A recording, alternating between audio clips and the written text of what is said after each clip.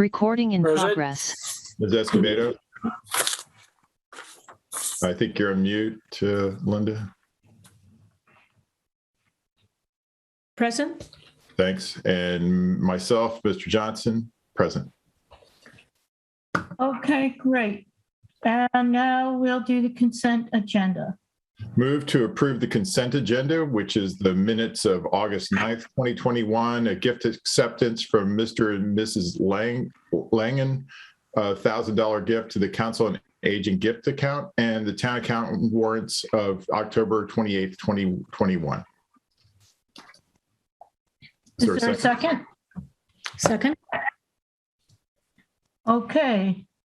I have one comment, and it may just be a typo in the minutes of August 9th, in the paragraph under economic vitality. There's a parenthesis which says, I don't think that is correct. So I wonder if we were still looking for some correct information for that, for those minutes. That is not a comment that I inserted. Terry, are you aware? That sounds like the kind of thing I would insert, but I can't even remember right now. Well, what it reads is that the select board heard the request for the Economic Vitality Division reorganization at their last meeting on July 26th, has postponed the decision on this item in order to have additional time to review the budgetary implications of the transfer, paren. I don't think that is correct, close paren. The only page, etc. So I think we need to straighten that out before we. Okay, thank you, Henry. Thank you, Henry. I did write that. Why don't we table this and I'll talk to Jeremy and we'll bring it back next time. So I can recall from that meeting that we did or the select board rather did postpone that agenda item in order to get further clarification on the budget. So, if you want to postpone it for better wording, perhaps that's fine. But that is the reason that item was postponed to the following meeting. Yeah, I'm the one who asked for the postponement. Let's do this offline, Jeremy, and we'll fix the wording. Yep. Okay. So I move the consent agenda, which now consists of the gift acceptance from Mr. and Mrs. Langen of a $1,000 gift to the Council on Aging gift account and the town accountant's warrants of October 28th, 2021. Second. Okay, roll call vote. Ms. Ackerman. Aye, with a thank you to Mr. and Mrs. Langen. Mr. Dane. Aye. Ms. Escobedo. Aye. And myself, Mr. Johnson, aye. Okay, thank you. And I know we have several sets of minutes outstanding, but Jeremy has said he's going to catch up in the next couple of weeks, even if he has to put in overtime. So we really appreciate that, Jeremy. Thank you. Thank you. We have had some pending review, that were completed some time ago, but because of the related executive session. But That's correct. That's correct. And I see Susan Bates has joined us now, and we will continue now with the town manager's report. Hi, good evening, everyone. So you have the printed report in the packet. Couple of things. As you can see from the COVID dashboard, cases have been holding relatively steady. Basically, I think the last month's dashboard had 15 new within the last 7 days. And I think that we're seeing that 7-day trend is pretty consistent. I think that's a good thing. But I also think that that'll improve as we roll out the student vaccination clinics, which are currently being planned between the superintendent and our public health team, health director Susan Rask, and our public health nurse Trish McGann. So they did a survey, and there was really overwhelming response for parents of 5 to 11-year-olds who wanted to get their child vaccinated. So that is a positive thing.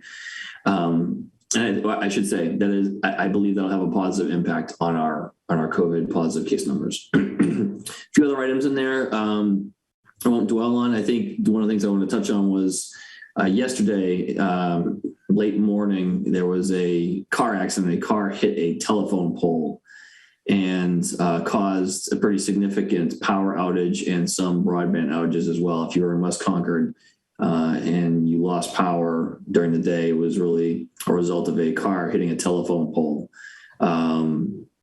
It was it turned into a pretty complicated situation because not all poles are doing the same job. And this job, the pole that got knocked down in this case was doing a very important job in terms of carrying, they call it a riser pole, where wires come from underground and it's near a substation. So kind of a luck of the draw type thing. So it was not an insignificant kind of just normal pole thing. And then another significant pole doing a significant job fell over about a half hour later as a result of the strain from the wires. I think as of this morning, all but 2 customers who needed electrical, meaning hire an electrician, work done to their houses as a result of the incident, were back online. But that's because there's a built-in engineered redundancy in the system. The work of the CMLP will go on, I think, for quite some time, replacing underground lines as well as above ground lines too, so that the permanent repairs are going to go for a little while, but everybody is back online, I think, with power, and anyone who lost broadband has it again. So I will say, in contrast to that situation, we did late last week, Thursday night, into late evening hours, the CPW managed a water main leak repair at Route 2A, and that actually went as well as it possibly could and was done much more quickly than I think we thought. So, it is a bit of luck of the draw, but I wanted to acknowledge the efforts of Concord Public Works for the level of planning and execution that went into getting that water main fixed very, very quickly. So it's definitely been a busy few days. Any questions?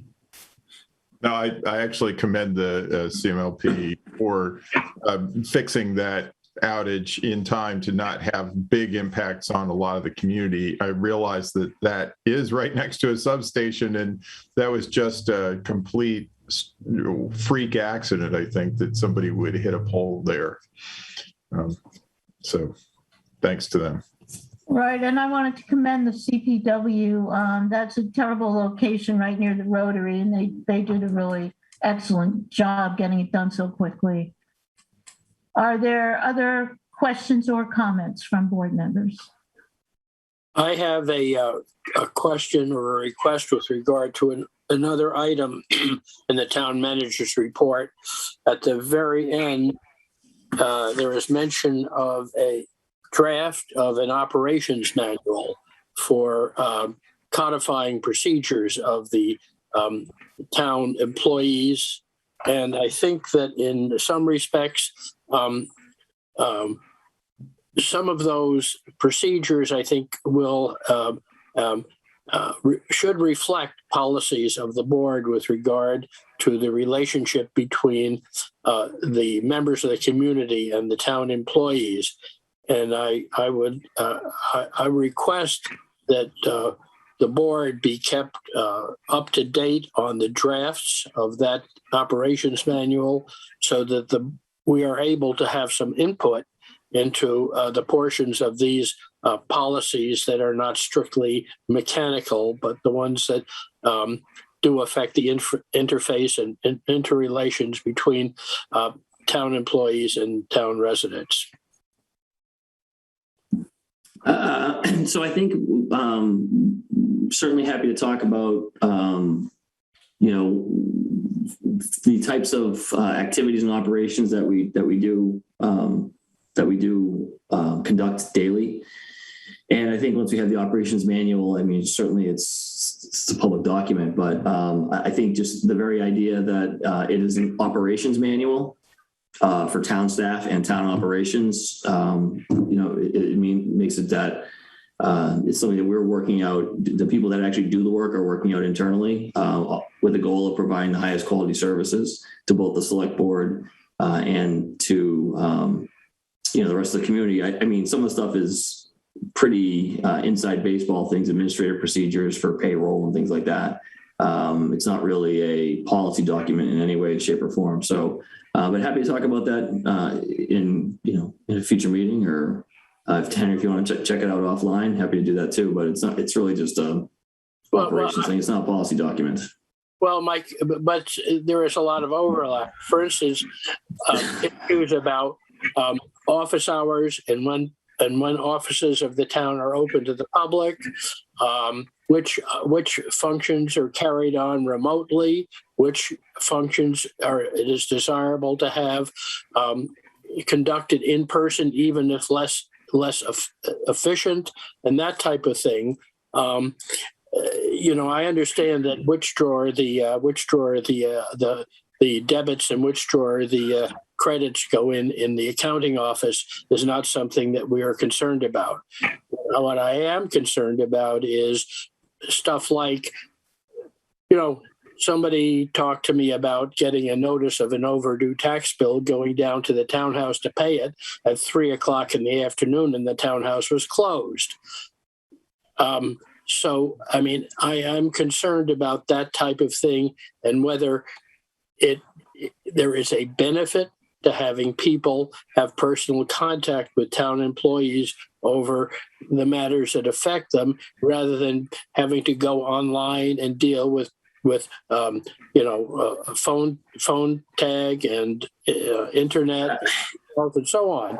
So I mean, we've been through this, and people can make appointments. They can come in person hours. They can also make appointments for other hours. I mean, I think this is, I hear you, Henry, on the intent of it.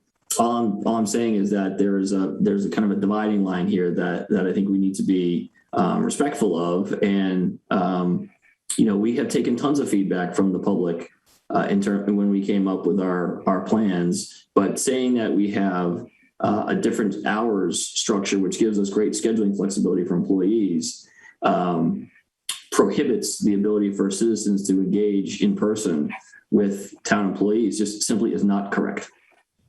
So, Stephen, are the hours in this operations manual, or it's just for town manager's office? It's TMO. It's a town manager's operate. It's not. And again, it's an operations manual.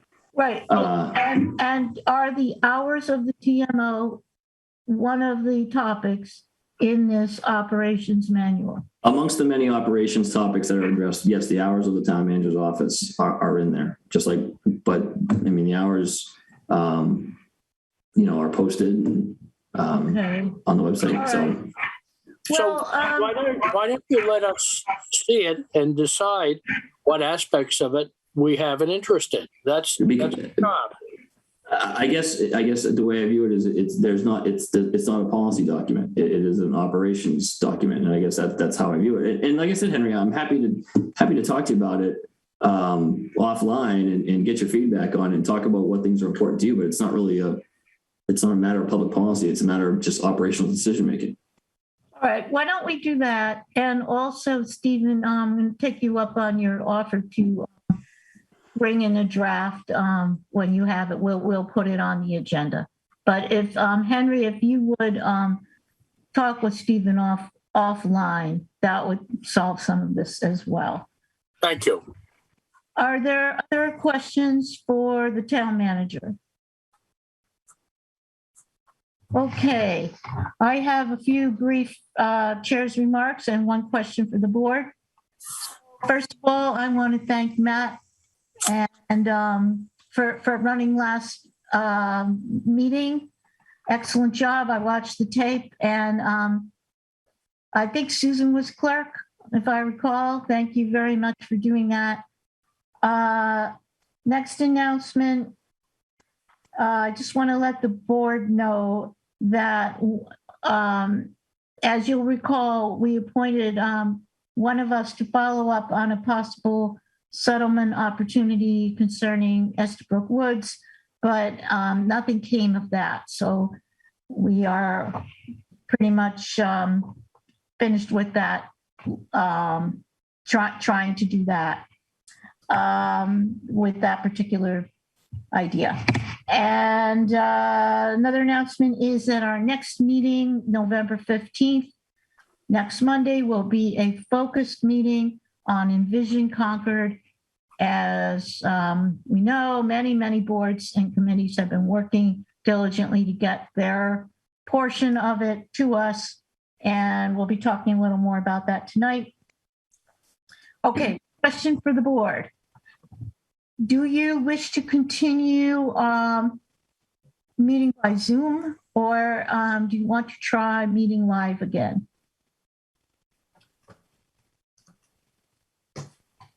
I mean, at this point, my main concern is really that if we're meeting in the hearing room, that just simply the audio situation in there is so poor that I just find it difficult to meet. I know that otherwise meeting in person would be advantageous, but that room is very difficult, I think. At least that's just my own feeling.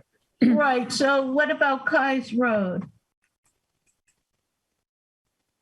I don't have any particular objection to that. It's just that, is there any worries about social distancing, et cetera? So if there aren't, then we can meet there. That certainly is a much easier room to meet face to face in. So in other words, for next Monday, then Matt, you're thinking we don't have a good place where we can do enough social distancing to fit a large number of people, which might show up. I think we may get better participation with the very large number of people if we do it virtually for that type of meeting. Okay. I agree with that. Okay. Thank you, Linda. And Susan, you had your hand up too. Yeah, I have a question. We'll still have the capability as board members to meet remotely. Is that correct? Absolutely. Okay. Either way, we do by law. I think that we can make a distinction between meetings at which we are taking public input, such as the hearing type functions where we're dealing with the Envision report, and meetings which are primarily for deliberation by the board. And so I think that we can probably do both. And when it comes to deliberations, meetings which are primarily discussion of issues for the board, especially since when we have hybrid meetings, almost nobody ever shows up in person anyway, is that we could hold those meetings in the select board room as we have in the past, since there are very few people who come to those meetings when we have the hybrid option available.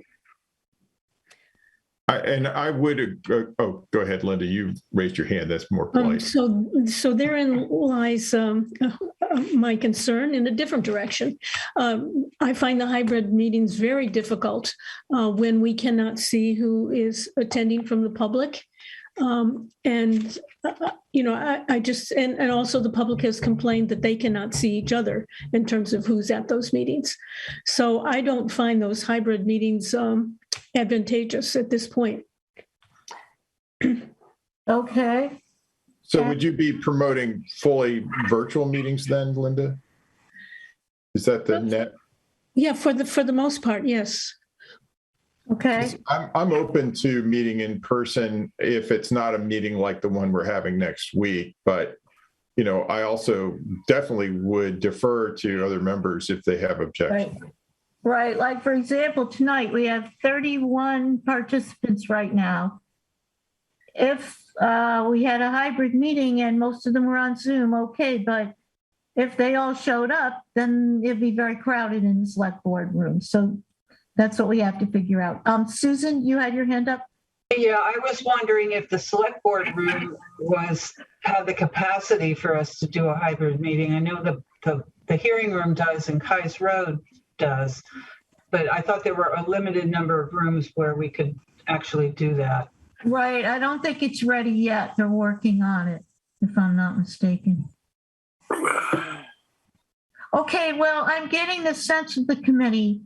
I don't want to spend a lot of time on any one item tonight because we have so many items to do. I see Representative Gavea is waiting. So I think it's the sense of the committee that at least for next week, we're going to have a very large group of participants, that it makes sense to do that one by Zoom. And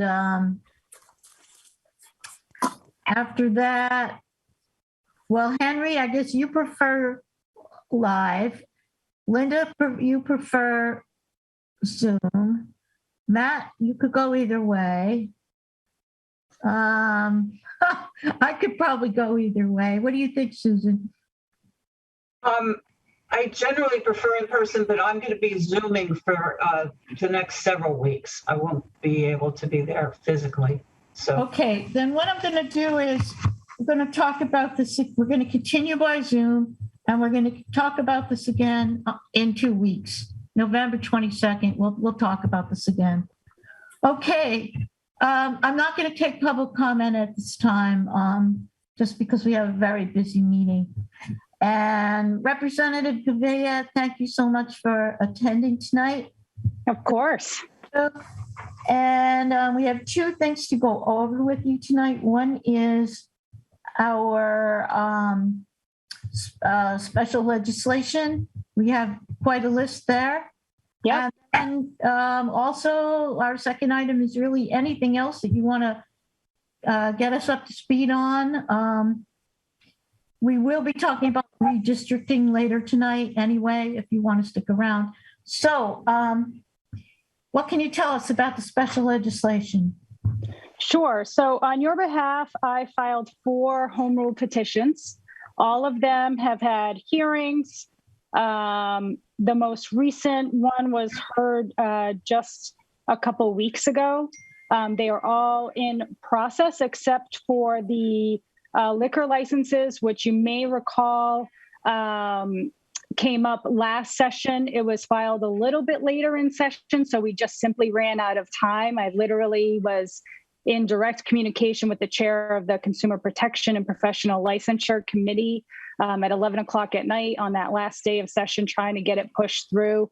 It has already been voted on by the House, and it is sitting in bills in 3rd reading in the Senate side. So I think having a conversation with Senator Barrett about trying to get that pushed through would be great. This is the H3712, which would mean that you could provide a number of liquor licenses without having people have to come back for a 1-day license over and over again for those entities that request them quite frequently. H3719, which is allowing 17-year-olds to vote. This has been a really difficult home rule petition for all of the legislators that have this in their district as a request. It has not been able to get much traction, but I have been in touch. I haven't been in touch, but I've reached out to the chair. And I know that your senior means testing, which was heard on July 22nd, it's H3731, is really important to you all. It's something that we've talked about on several occasions, and certainly right at the beginning of session. I have also reached out to the chair of revenue on that. That particular committee has been accepting testimony only in writing. They haven't had oral testimony to my knowledge, certainly not for this particular home rule. And so I did reach out to the chair, hoping to hear back soon. That came before the Committee on Revenue, and they had a number of staffing changes right at the beginning of session, which quite honestly slowed them down a little bit. So I'm sure they're still getting their feet under them a little bit, even as we speak. So hoping to hear back from either the chair himself directly or having him be in touch and his staff be in touch with my new aide, Emily Kibbe. And then I know the other home rule that was the most recent one that is really important to you all is H4117. It's on all electric buildings. That was heard on October 19th. So just in the spirit of the fact that it was just heard, I have not reached out to the chairs of that committee yet, but I do know that there has been also Acton filed a very similar home rule. And as you know, I represent Acton, so I provided supportive oral testimony in support of that home rule on July 27th. And where it matters is that we know that folks in probably even in this Zoom room have been coordinating with a number of municipalities in the state to adopt these home rule petitions to really impress upon the legislature how important it is to our municipalities and our communities to be able to accelerate movement towards all electric buildings and making sure that we are not using fossil fuels in new construction and major renovations.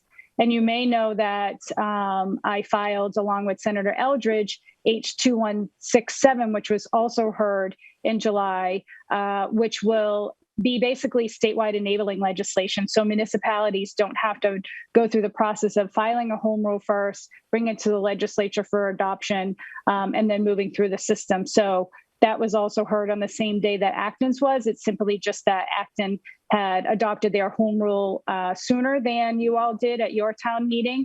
But there's a number of municipalities that are in process, and we've been working very closely to try to keep that moving. So now that, to my knowledge, all of the municipalities have had their hearing, I think it's time for us to probably have somewhat of a coordinated response to continue to push on the need for these home rule petitions, particularly, well, all of them, of course, but the most recent one around climate policy.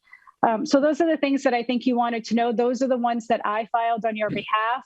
I know that Senator Barrett filed ones related to housing. So I think the best bet, since he filed those in the Senate chamber first, is to have that conversation. I know he was invited either to this meeting or a future meeting. I know you're all strong advocates and always working on behalf of the town and in constant communication with my office and with Senator Barrett's office as well. But I'm not exactly sure where those sit since they're under his purview, and I don't want to step on his toes. So I leave it to him to respond to questions about those two. I think it was two of them that he filed on behalf of the town. And that was a strategic decision that we made at the beginning of the session in terms of which one of the two of us would take up which home rule petitions as we were moving forward through the session. The other thing, just what's been going on, we have been, as you probably know, very focused on ARPA money. So all of the, recovery money that has come into the state. I know that Concord either is receiving or has received direct funding from the federal government through ARPA funds. We, in the House, took up our ARPA bill a couple weeks ago. The Senate is taking theirs up. I think they started deliberations on that this week. But there's a lot of good news that's included in the ARPA funds. I'm not exactly sure where we are with the infrastructure bill, and then we have the Build Back Better. So we'll see what the implications are for additional dollars coming into the state. I would imagine that any additional dollars will still be taken up by the House first and then taken up by the Senate, as is the practice with all budgetary and appropriations type items. They always come to the House first. I was grateful to the House leadership, quite honestly, to wrestle that sort of right first away from the governor now that we are no longer under a state of emergency. And we went through a really incredibly thoughtful process and had a lot of the public weighing in on what those priorities were.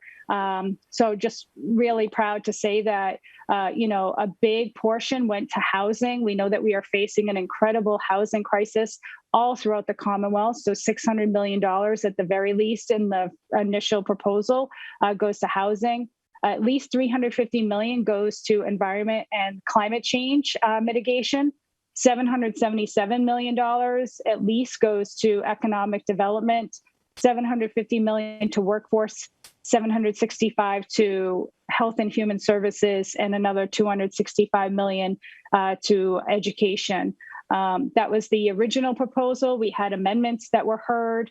There were over 1,000 amendments that were taken up through the deliberations and through the negotiations. And we passed the budget with additional dollars going to key projects and key programs as part of those negotiations. So as I said, now it's being taken up by the Senate, and we will see where things go. I know that you have redistricting on your agenda for later in discussion, and that was the other big thing that we were really focused on at the beginning of the month of October for several weeks. My understanding is the governor has signed that into law, and now it's a matter of taking up what the congressional lines look like.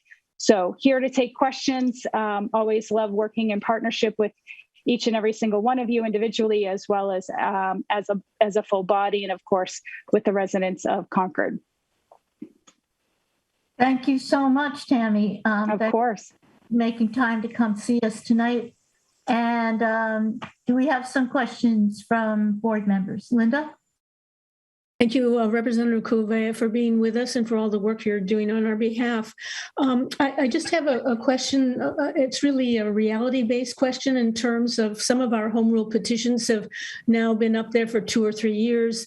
And then when you comment on the fact that one of the liquor license home rule petition is in its 3rd reading, I mean, what is the reality in terms of these moving forward?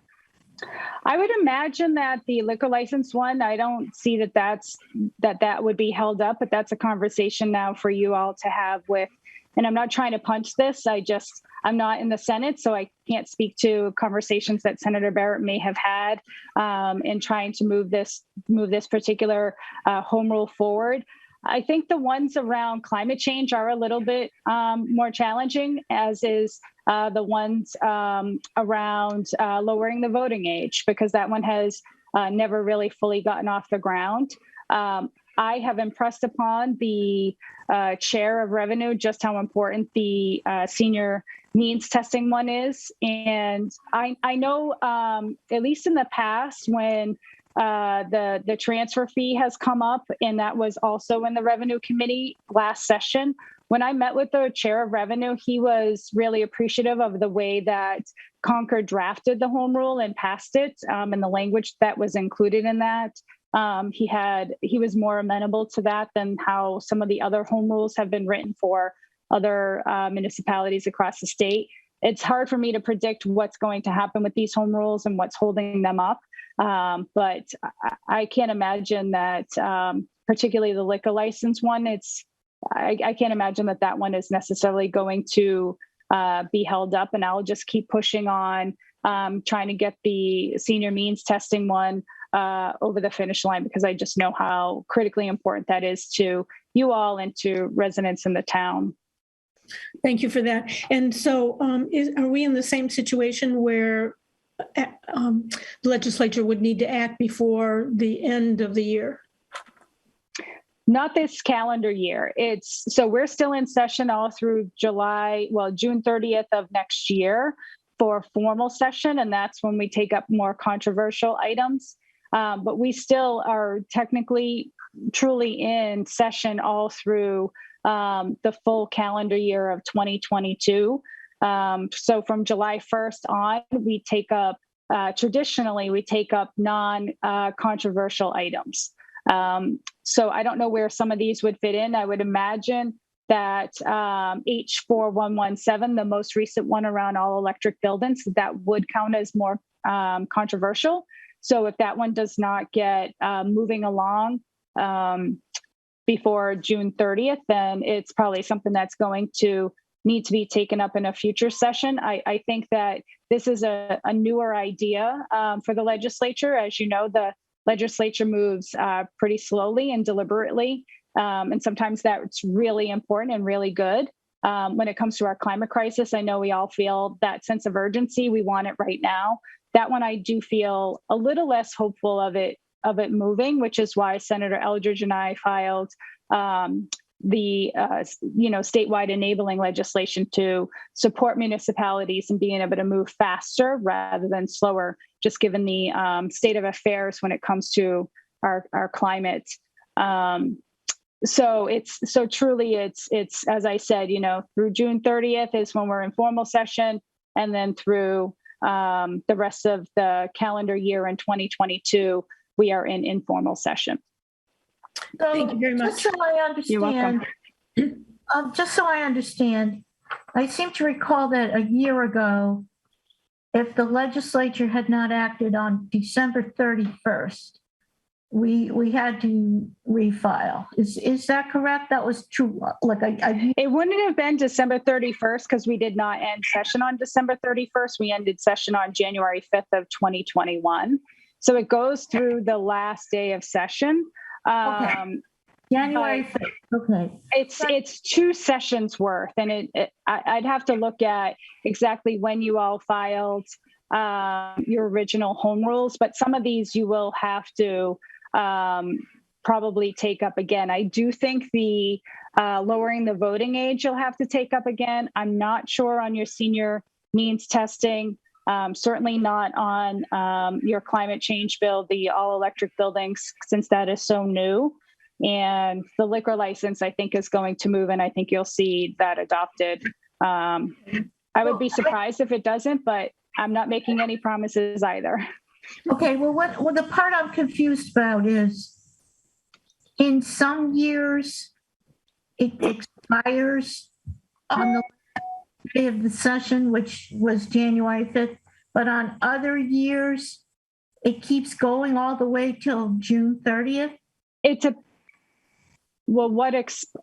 I'm not sure what you're referring to then. Okay, so I know this is kind of a stupid question, but I'm just not. No, thanks. So a year ago, everything that we had filed, if it wasn't voted by January 5th, 2021, then you had to refile it this year. Is that correct? Okay. That's correct. We've refiled everything. Yes. But this year, is there a date in January like that again, where if it doesn't go through, we have to refile? It happens. I mean, if a bill does not pass in a legislative session, regardless of what kind of bill it is, whether it's a home rule or one that I file on behalf of residents or because it's my idea or on behalf of an organization, if it does not pass in a session, then yes, we do have to refile.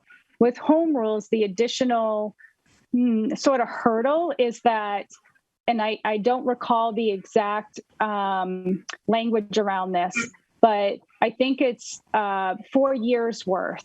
So you can carry over for a certain number of years a home rule petition that you pass at the local level.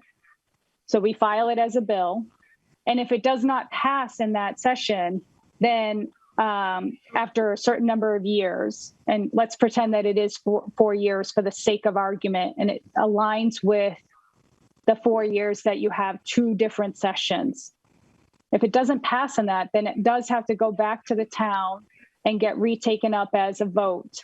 Right. But it just depends on the timing of, did you pass it in town meeting in an off year? When did you file it?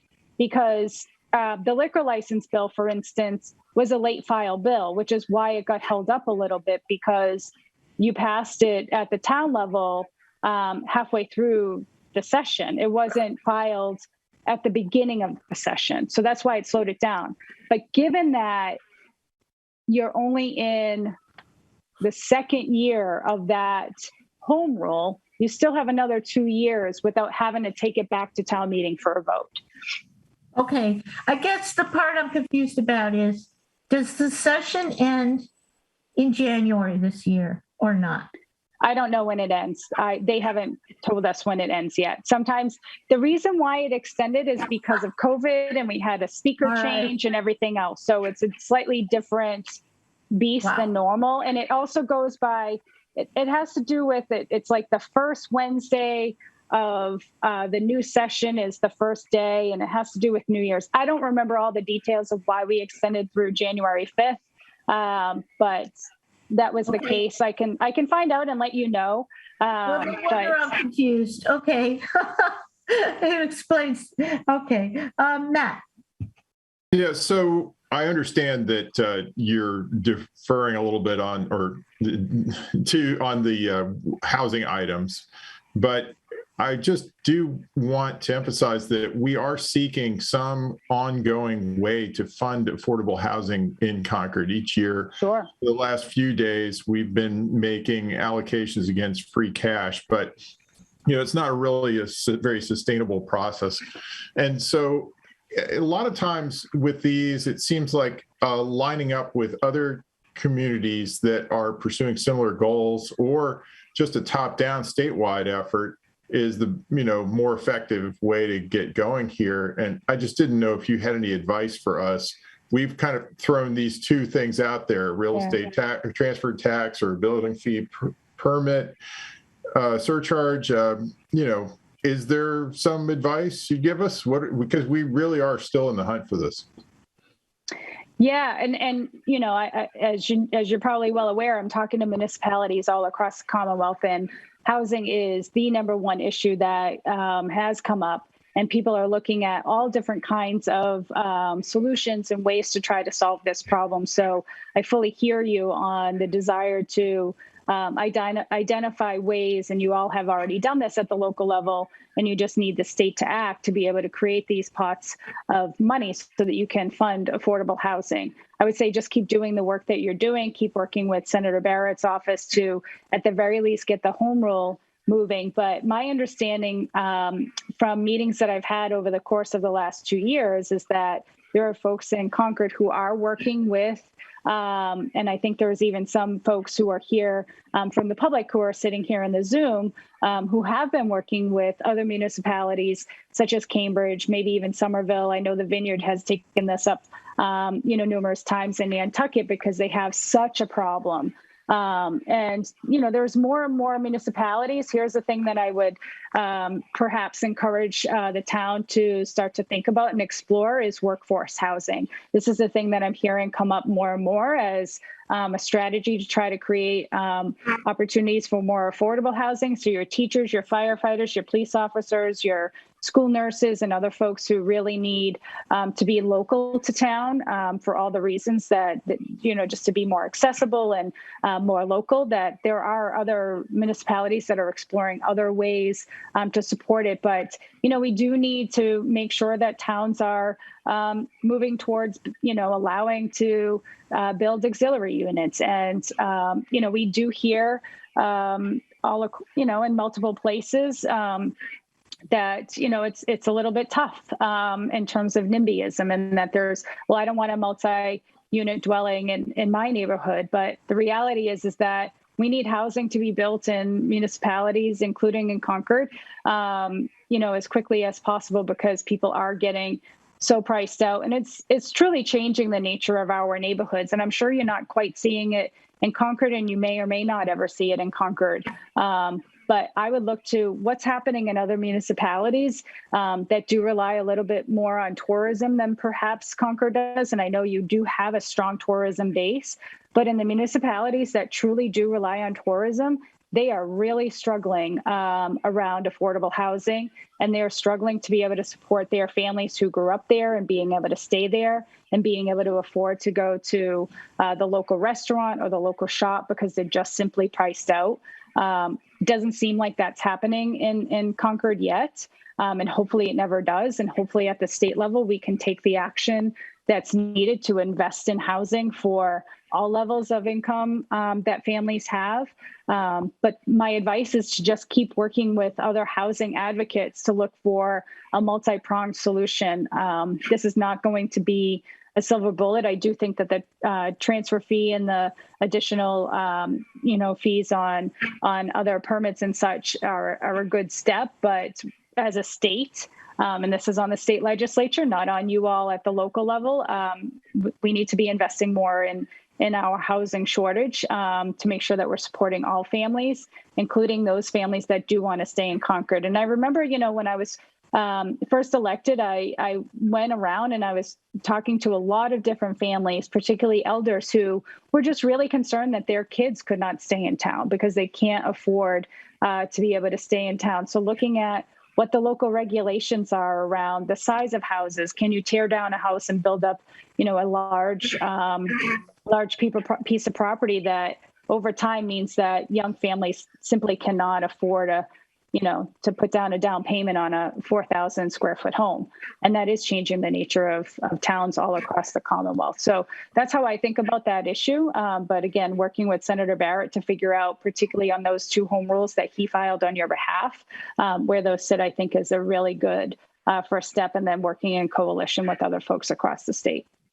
Yeah, I should just mention that we do have accessory dwelling units by right in Concord, and we also passed last year 2-family. It is a special permit, and it's in Residence C, the in-town section of our town.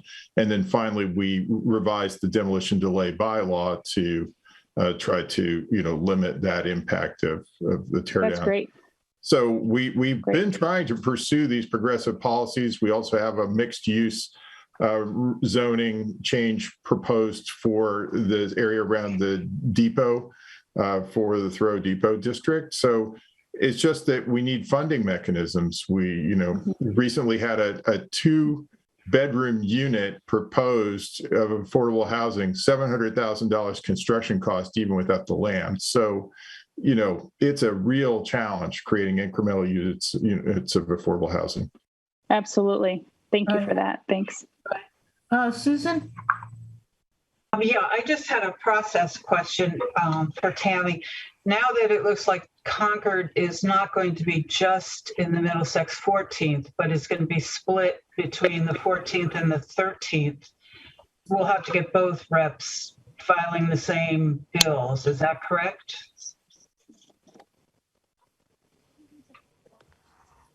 Can you all hear me? Yes, now we can. They don't need to file the same. You just need one rep to file it, and then the other one will just sign on as a co-sponsor. It's kind of similar to how Senator Barrett and I handled dividing up who would file which home rule petition on your behalf. So you don't need both to file it, though. That there's no mechanism or way to do that, if that helps. And so, in fact, now what you'll have are 2 reps advocating for the same thing rather than one. So that is a positive in having a split district. It's how we operate in Acton, how I've operated in Chelmsford with the other folks that I represent the towns with. So. Thank you. Yeah, you're welcome. Other questions for Tammy? Okay. If anybody from the public has a very brief question, we can take that. Otherwise, we're going to move ahead. We don't see anybody right now. So thank you so much, Representative Gouveia. Thanks, everybody. Getting all of our home rule petitions through, and we'll be hearing from you again soon, I'm sure. We'll keep working hard and keep working in partnership. Thank you all. Be well. Happy holidays. You too. You too. We are now going to move on to open a public hearing for application for the transfer of the license, pledge of inventory, and pledge of license from JMMS Liquors, DBA Walden Liquors, located at 18 Walden Street, to Sunnyside Enterprises. Do we have a motion to open this public hearing? Move to open the public hearing. Is there a second? Second. Okay, roll call vote. Ms. Ackerman, Aye. Ms. Bates, Aye. Mr. Dane, No, I don't believe that the application is complete for us to consider appropriately at this time. Ms. Escobedo, Aye. and myself, Mr. Johnson, aye. Okay, so the public hearing is now open. We will hear from the applicant, and then Henry and other members will ask questions. And then the public will ask questions, and then the select board will decide if we're going to vote tonight or continue the public hearing. So who is here representing the applicant? Attorney Benjamin Levin. Hello, Mr. Levin. How are you? Good evening. Good. So we're here to submit the application for transfer of the license. A few of my clients are here as well. The manager, Krishna Khatri, is here to answer any specific questions you might have about the location. And I can hopefully answer any questions you might have about the application as well. Terrific. Okay. Henry, do you want to start off with questions? Well, does he want, I would normally think that he would make his presentation to the board, and then after he makes his presentations, then we would have comments and questions. If he prefers not to do that, I'd be happy to raise the issues that I have with the application. Okay, Mr. Levin, are you guys going to make a brief presentation, or do you just want to take questions? Sure. Our presentation is brief and only verbal, Ms. Ackerman. Effectively, Okay. transfer of the existing license, the operation would continue as it has. The interior of the store, the operation of the store is really not changing all too much. We're hopeful it's just a smooth transfer to a new ownership. They'll be signing a new lease with the existing landlord and taking over and hopefully running a successful business at the location. Okay, thank you. Okay, go ahead, Henry, if you have some questions. I do. I have a few questions. In granting any kind of alcoholic beverage license, there are really four issues. One is the public need, which is always the paramount issue. There is the suitability of the location. The third issue is the qualifications and suitability of the applicants themselves. And the fourth, which is one that is important in this case, and that is the completeness and accuracy of the application. The first two of those, I think, are probably self-evident in this case. There is a public need, and the location is suitable just based on the fact that there has been a all alcoholic retail license in that location probably over 50 years, although not in that precise location, but in that same building. And the question about the suitability of the applicants is something, and the completeness of the application are a somewhat different issue in this case. For one thing, as I have mentioned, for one thing, it is not clear who the owners of the applicant corporation are.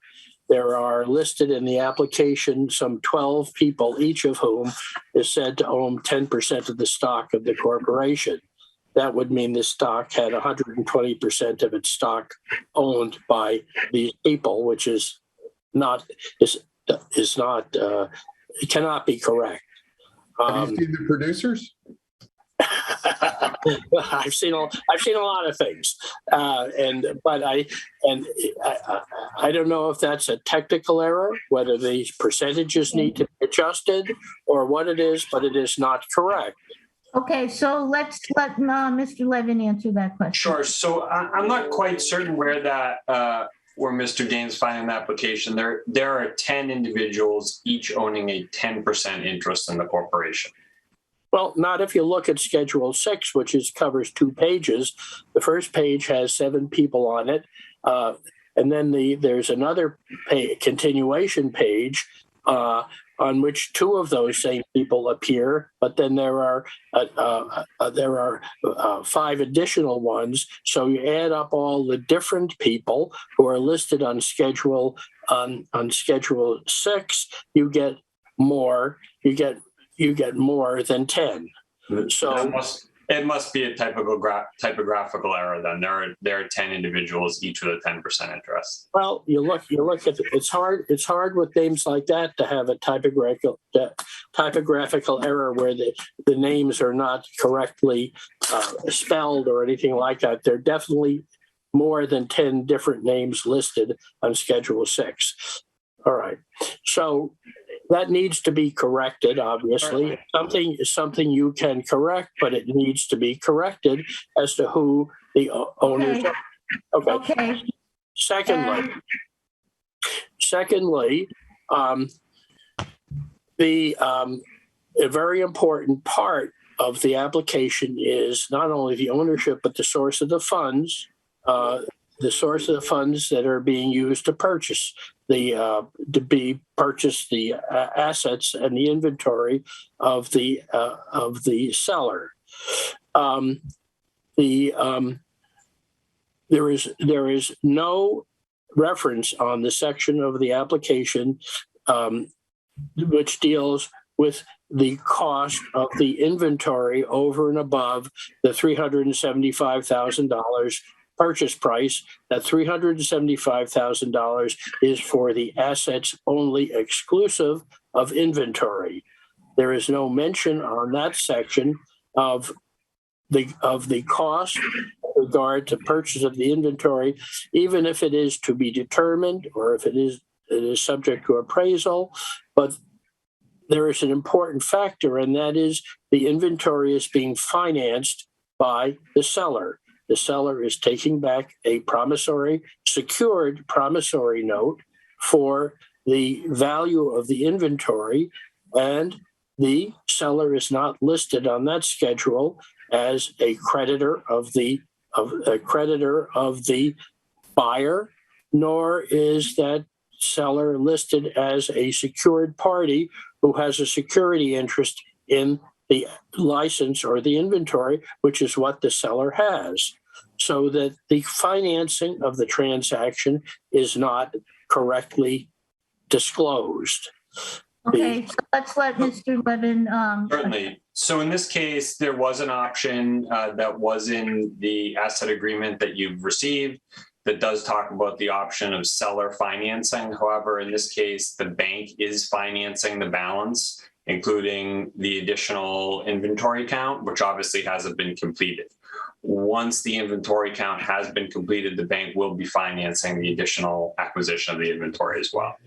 All right, well, then the application does not correctly disclose the fact that Leader Bank is going to be providing more than $300,000 in financing, and the documents which you provided not only show that the seller is financing the inventory, but that the seller will have a security interest in the inventory, and in addition to that, the seller is going to be guaranteeing the lease, which is a very unusual provision where you sell a business and there is a new lease with the landlord, and the seller of the business guarantees the lease. So we have nothing to go on other than what you have filed with the town, and if their arrangements are different from what has been filed, then the application does not correctly disclose that.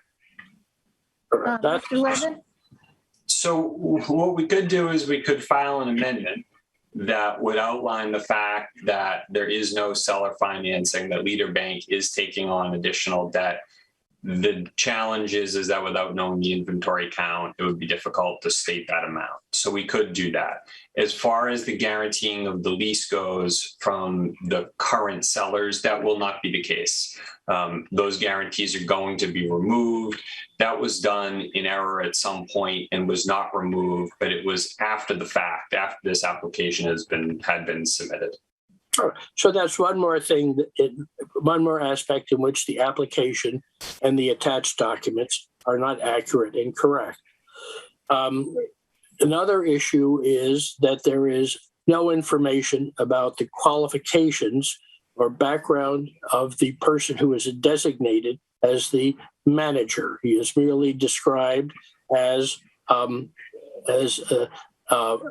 manager for something called, City Market. We have no idea what City Market is. We don't know what his experience is. We have no resume for him.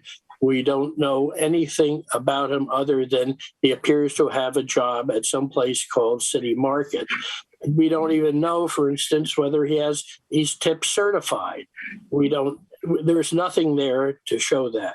Certainly. So he is tip certified. He does manage 2 other locations for this group.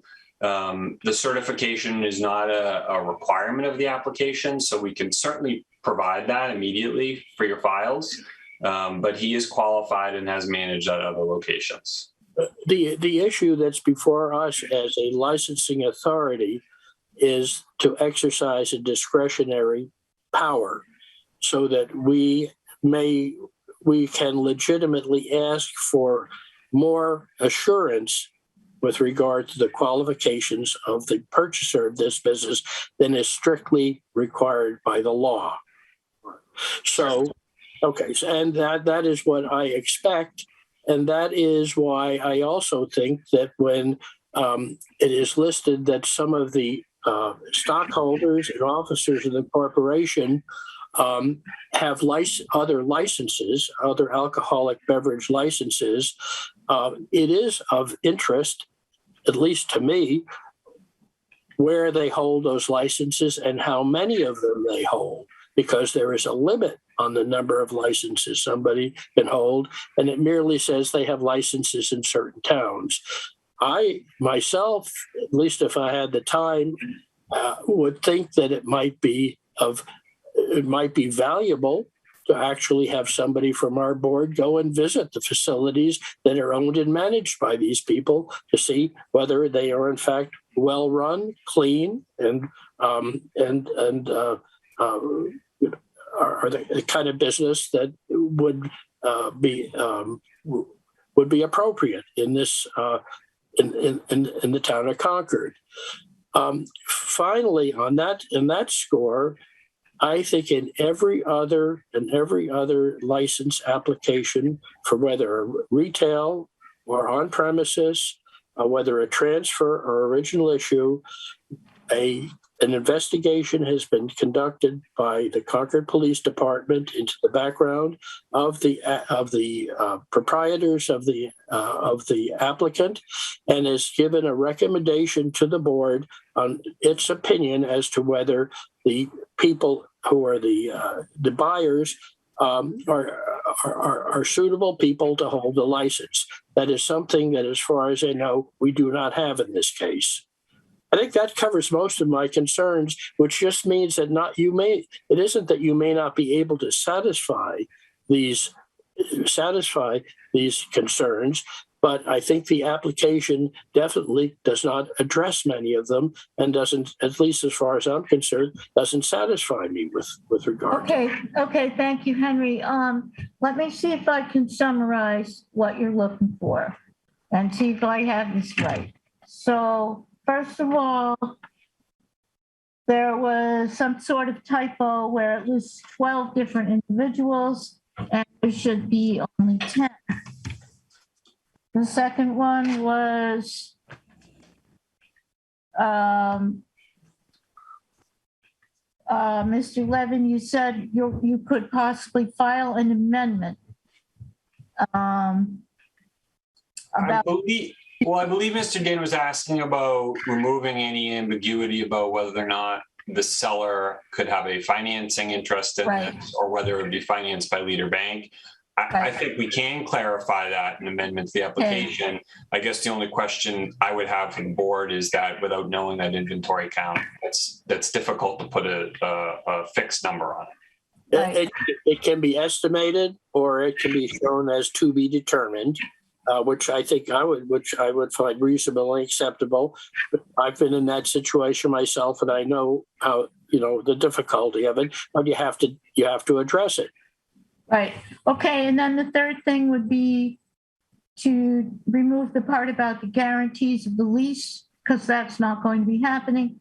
And then the fourth thing about the Concord Police Department investigation, I want to ask our town manager, because I do recall the police chief weighing in on some other license matters. Does he always weigh in on a license transfer? Stephen, do you want to address this? Yeah, I think if there's a violation, a past violation, or something that comes up in the quarries, in the background checks, I should say, he would kind of do some additional research and weigh in on that. But I don't think that's the case here. I don't think either of those things are the case here. But Jeremy's got the paperwork. I'd defer to him. And just to add to that, well, like Stephen said, we do call them in sometimes for review. We do have queries for the applicants. I do the query checks, and then the state does them as well. So that is an element of our review. Okay. Do other board members have questions on this application? So is my understanding then that actually that last point, the one about the background checks or any weighing in by the police chief, that one would not be our standard practice because we have completed the query checks and they did not reveal any issues. However, I think that Henry did raise one more point, which was with the other premises that the co-owners manage. And I guess there's questions that may be worth discussing about whether those facilities have had incidents. And I don't know that would show up on the personal query reports of the individuals, but whether those other licensees would have a track record, basically, of compliance. That'd be the main thing on my mind there. It's been my experience at the ABCC, they review the other locations, they review the other licenses, and if there are any issues, they'd flag those issues. The town is certainly more than welcome by our clients to visit the other locations, ask any questions they may have about the other locations. They'd be happy to, So you're representing that the ABCC process already takes care of that vetting? It does, correct. We have to provide the other license numbers, and they do check those licenses as well. And if I could just add to that briefly, while the information about the other locations and the application is limited, like Ben is saying, the ABCC does have an investigator that once the localities do send this application over to the state, it's a two-part process, and then they review it, and they have their investigator take a look at it. So it's a two-part process.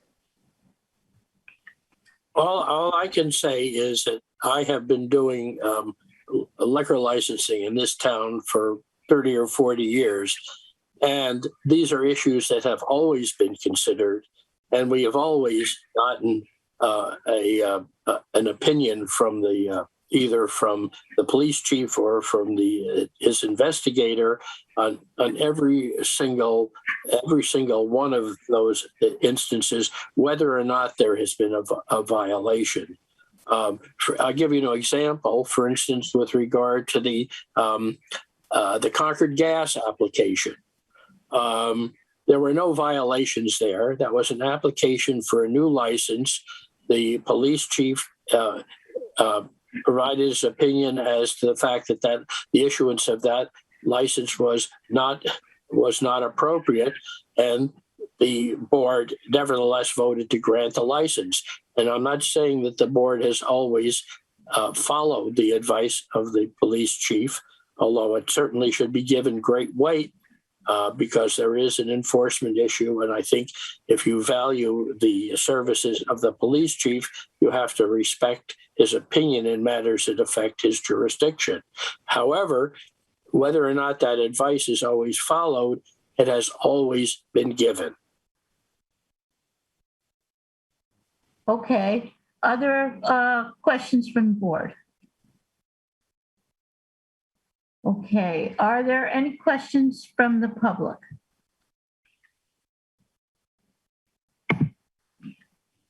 I don't see any right now.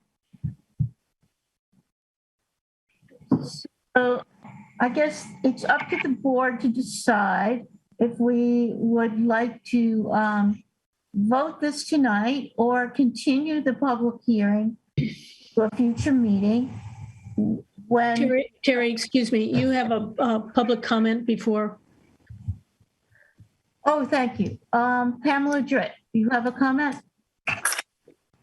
Yes, thank you. Pamela Dritt, 13 Concord Green, Unit 4. I just wanted to say I I second the issues Henry Dane has raised. They may seem unimportant or trivial to many people and the outcome already assured, but I think correct processing is very important to reducing corruption, and accidental corruption is still corruption. And so I think these issues need to be addressed. Okay, thank you. So, before you grant this license. okay, thank you, Pamela. Does the board wish to? So are you going to close public No, comment? I think we need to close the public hearing. Well, but if we're going to continue the public hearing, then we're not going to close it. So that's what I want to figure out. Do we want to Well, close? we could close the public hearing and continue the applications. We've held the public hearing, if you will. Oh, okay. I thought we were going to continue the public hearing to a future date. What, I think if you want to entertain more public comment in the future, you could, but typically we would close, we've given the public the opportunity to comment, we would close, and then we would decide how to disposition the application. So if we close the public hearing, then we want to consider this license at a future date. We're going to have to re-advertise for another public hearing. That's the question. If you close the public hearing, you can take no further input and from any source, including the applicant, once the hearing is closed. Right. So we might wish Okay, to so we'll keep get the hearing. information from the applicant. So that's why I was thinking we need to continue the public hearing. Then we don't have to re-advertise. And so 2 weeks from now or whenever it is, we can continue the public hearing, get the rest of the information, ask more questions, whatever, and then make our decision. Does that make sense? Sorry. Okay. Stephen and Jeremy, does that process work for you guys? Yeah, I think I would want to learn. Yes, I mean, I just want to make sure that there's some precedent for how we're going about this. But it's fine with me. Yeah, I mean, I'll go about it however, whatever the board wishes to do. I guess I'm trying to avoid a situation where we have to re-advertise and start all over again. Because it's. So you're proposing we continue the public hearing to when? Because we need a time certain, I believe. Right. Mr. Levin, when can you and your clients be ready with the rest of this material? Do you need 1 week, 2 weeks, 3 weeks? I would think we could submit the information, basically within a couple of days, to be honest. The question I guess I have is relative to the police department investigation. I'm not quite sure how your town proposes to handle that, or if you would like our participation in that. That's sort of out of our hands. But I'm happy to do whatever you think is reasonable, obviously. Okay. Steve? I think it'll be important to make sure the manager of record is identified as soon as possible. That's an important step in this process. Yeah, certainly. The manager of record is identified. I think what Mr. Jane was asking for is the tip certification or some type of resume of qualifications, if I understood correctly. Okay, why don't we do this? The next meeting that we can take this up at would be 2 weeks from today, November 22nd. And all the material would have to be received by Jeremy by 10 days from now, the Thursday before that. Is that going to work for you, Stephen and Jeremy, or do you need more time than that? I'll defer to Jeremy on that question. I guess the other question is for the board to have the opportunity to review the revised materials. I mean, I guess it will come in our packet, but yeah, okay. Well, I'm also willing to put it out further than that if people want more time. No, it's okay. I would assume that if we refer the matter to the police chief tomorrow morning, 2 weeks would be enough for the department to do whatever background investigation that they thought appropriate. Right, he would have about 10 days. Okay, I think that would be sufficient as well. all right, great. So I'm looking for a motion to continue this public hearing until November 22nd. Move to continue the public hearing to November 22nd at what, 7 p.m.? Yes. Second. Okay, roll call vote. Ms. Ackerman, Aye. Ms. Bates, Aye. Mr. Dane, Aye. Ms. Escobedo, Aye. and myself, Mr. Johnson, aye. Okay. Thank you, Mr. Levin. We'll see. Thank you for your time. Okay, we'll see you again in 2 weeks. Thank you. Yes, you will. Thank you. Make sure you have all your material to Jeremy well in advance of that. Certainly. Appreciate it. Thank you. Okay, great. We are, now we're gonna, okay, so now we don't move to close the public hearing because we continued it. Okay, so we are now going to move to the next public hearing, which is a petition from National Grid to relay 100 feet of 2-inch coat steel 1930 gas main with 100 feet of 4-inch plastic gas main at 1024 Monument Street. Is there a motion? Move to open the public hearing. Second. Second. Okay, roll call vote. Ms. Ackerman, Aye. Ms. Bates, Aye. Mr. Dane, Aye. Ms. Escobedo, Aye. and myself, Mr. Johnson, aye. Okay, who do we have here representing? I see Mary Mulroney is here. Yes, good evening. Hi, Mary, how you doing? Fine, thank you. And yourself? Good.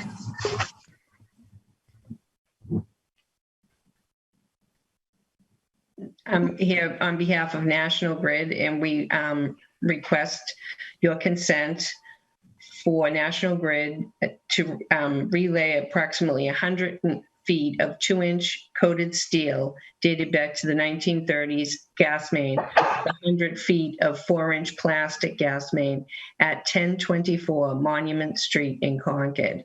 And it's due to Concord's emergency culvert repair. Okay, thank you. Is anybody here from the CW tonight? Yes, Steve Dukran, town engineer. Hi, Steve. I didn't see you there. Okay. Is your department all set with this? Yes, we have submitted a memo. It should be in the packet. If you want to, I can give a quick background if you need. Does this have to do with the culvert repair? Yes, earlier this year when we needed to perform repairs on an emergency basis, we asked National Grid to disconnect their main so to allow us to do the work. And now they have to reconnect because of the cold season. But they requested that the pipe be upsized from a 2 to 4 inch for a distance of 100 feet. And that's what they submitted, and we reviewed the plan. The plan does meet our standard. And so we have put the standard conditions. If you should approve this petition, you would have to follow the same conditions we've done for other gas projects. Okay, thank you. Are there questions from the board? Matt? Yeah, the question is, why is the pipe upsized? They give a couple of reasons. The first one is that they do not want to be, they have plans for the future to upsize the entire main on Monument Street. But seeing that they have to reconnect their gas main now, they do not want to come back a second time to work over the culvert. Where the gas main runs today is over the part of the culvert, the stone box that was left in place. So they do not want to deal with that. Also, we intend to pave the area next year after the settlement from the culvert work. And so they want to get that work done prior to the paving, so they don't have to cut into the new pavement in the near future. I cannot answer exactly why they want to go to larger main. Maybe National Grid can answer that. Mary, do you? Well, it probably would be for future work to replace the old 1930 gas main. Right now, we just went in there because it was a request for Concord to do the 4-inch, but I'm assuming, given the date of the pipe and the material, that National Grid at some stage would want to replace the pipe, and then to keep the system up and running, they probably would just make it a 4-inch instead of a 2-inch. Okay. Other questions from the board? Are there any questions from the public?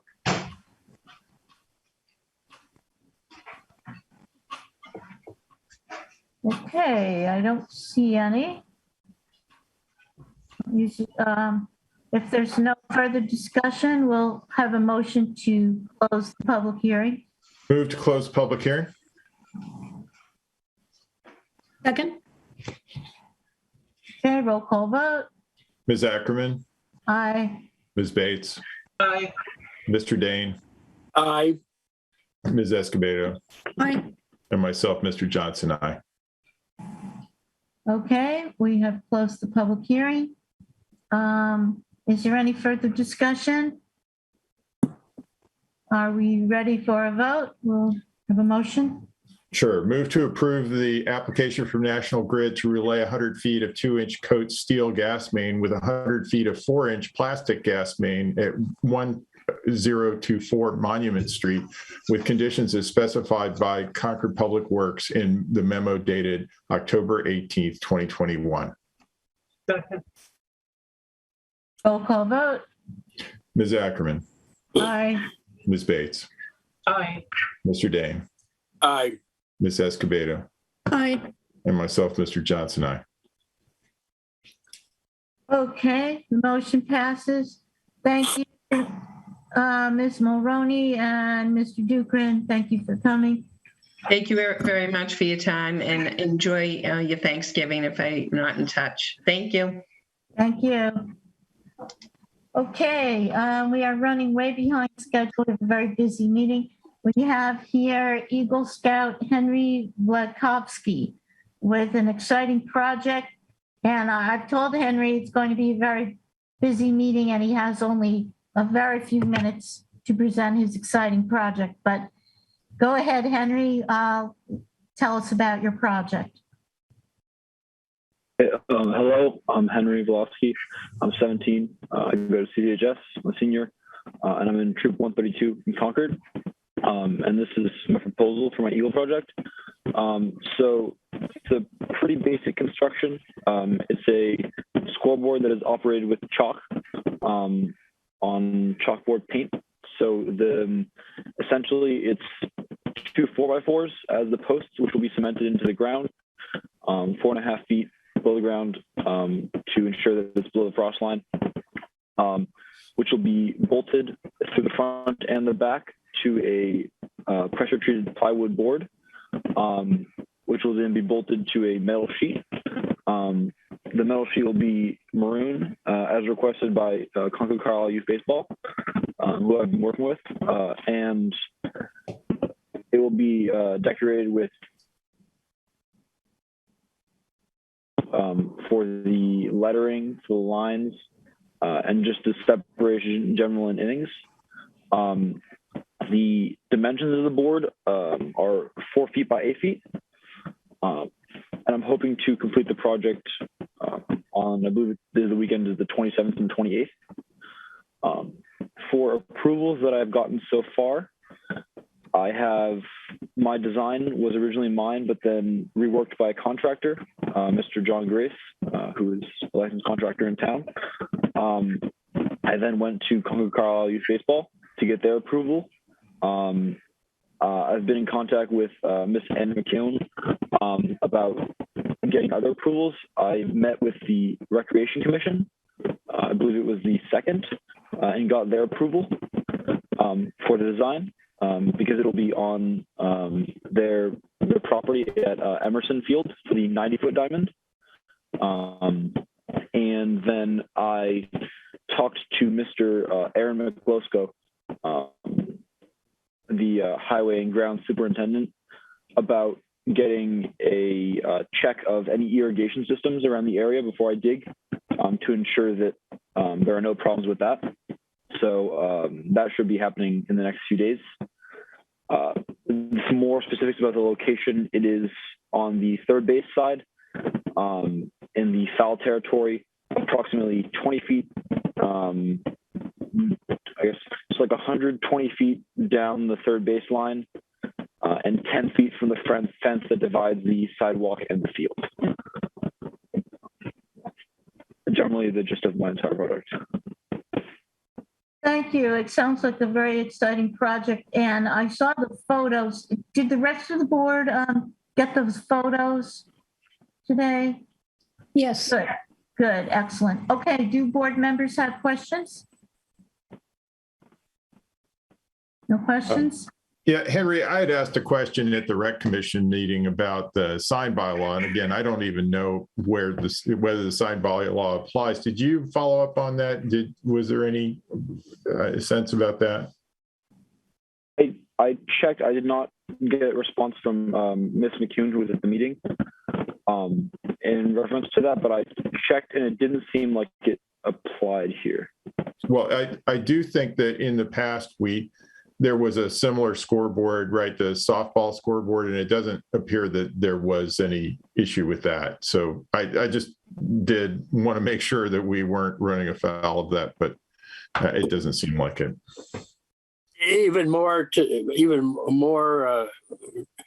Probably more useful is the information that at the fields at the high school, they have sponsorship signs for various sponsors of the softball teams. And I don't believe an issue ever came up about those being treated as signs. Yeah. Okay. If it helps. So Kate had really kind of picked this up for the town manager's office once we heard from Henry. And it is a great project, and I have great respect for people who pursue Eagle Scout rank. It's really a tremendous accomplishment. So congratulations on going for that. But she really quarterbacked this for us. Kate did, so I'll turn it over to her to address that question. Sure. Yeah, I actually did look into that, and I was here when the softball scoreboard was being proposed, and those scoreboards are not electronic, and they, although they are installed below the frost line, are technically able to be removable, so they're exempt from the bylaw. The ones that Mr. Dane refers to did actually go through an engineering review. So again, not through the bylaw, but have to do an engineering review. These did not. They're not large enough. Okay. And I do want to commend Henry for bringing the project forward. Thanks. Congratulations. Thank you. Absolutely. Looks like a terrific project. Very creative and a lot of work. I'm sure you'll learn a lot too with all the different approvals you have to get. Did you expect that you were going to have to get this many approvals and do all of this kind of work when you first started, Henry? Certainly not. It's been a very good process in terms of communicating and seeing how the system actually works in Concord. Right. Interesting. This is, I don't know, my third or fourth Eagle Scout project that I've been sort of a part of facilitating, and the process is a part of the project. And so it's a learning exercise all the way through. Absolutely. All right. So does the board need to vote to approve this project, or I don't think we do, right? It's acceptance of it's an acceptance of a donation, really, if anything. Okay. I mean, I don't know how much it's it's over $500. I don't know what the materials cost is, but it would be vote to accept the donation if the board wanted to do that.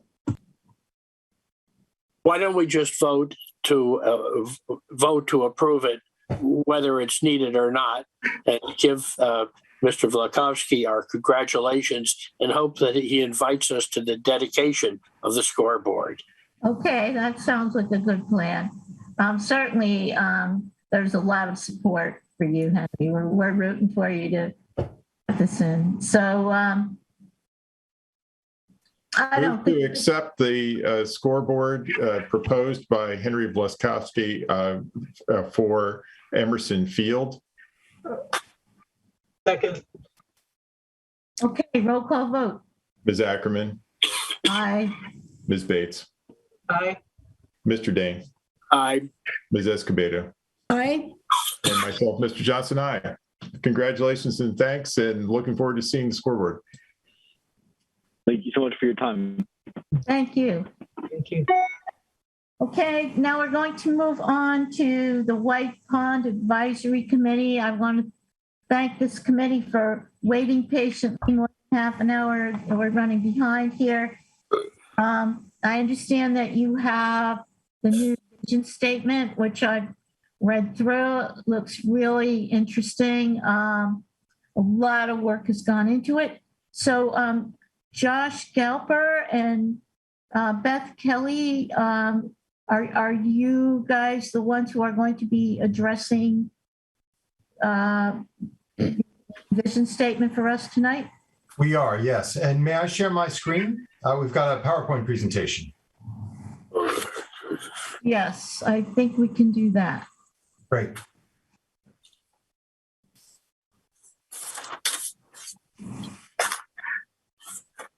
All right, great. So thanks very much for having us this evening. This presentation is really a walkthrough of the White Pond Vision 2021 document that we worked on for quite some months, and we concluded pretty recently.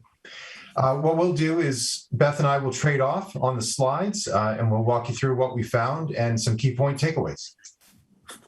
After that, there'll be a few minutes for Q&A.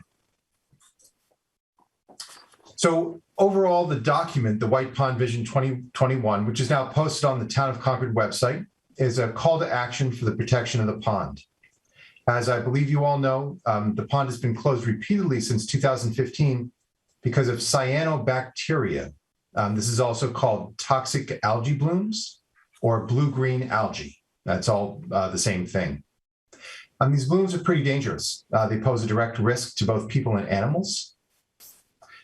The causes of the blooms are really humans. We are putting nutrients, as it's called in the scientific literature, into the pond that feed the blooms.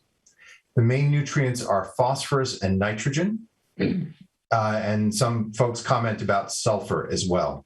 And I'm not going to read every bullet point, I'm skipping through in the interest of time. What we found in the vision, in the over 100 residents, town and state officials, and scientists that we've spoken with, is that without intervention, it's probable, not a certainty, but probable, that White Pond will be closed for general purposes in warm months going forward.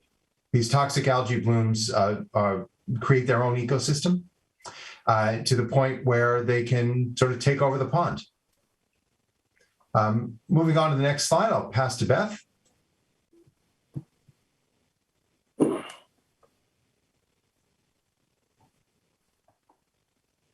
Beth Kelly, you there?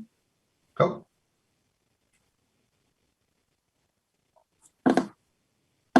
Sorry, Beth, can't hear you. Beth, are you on mute? Yeah, did somebody unmute me? Yeah, can you hear me now? Yep. Yes. Great. I was on mute that I couldn't control. Thank you.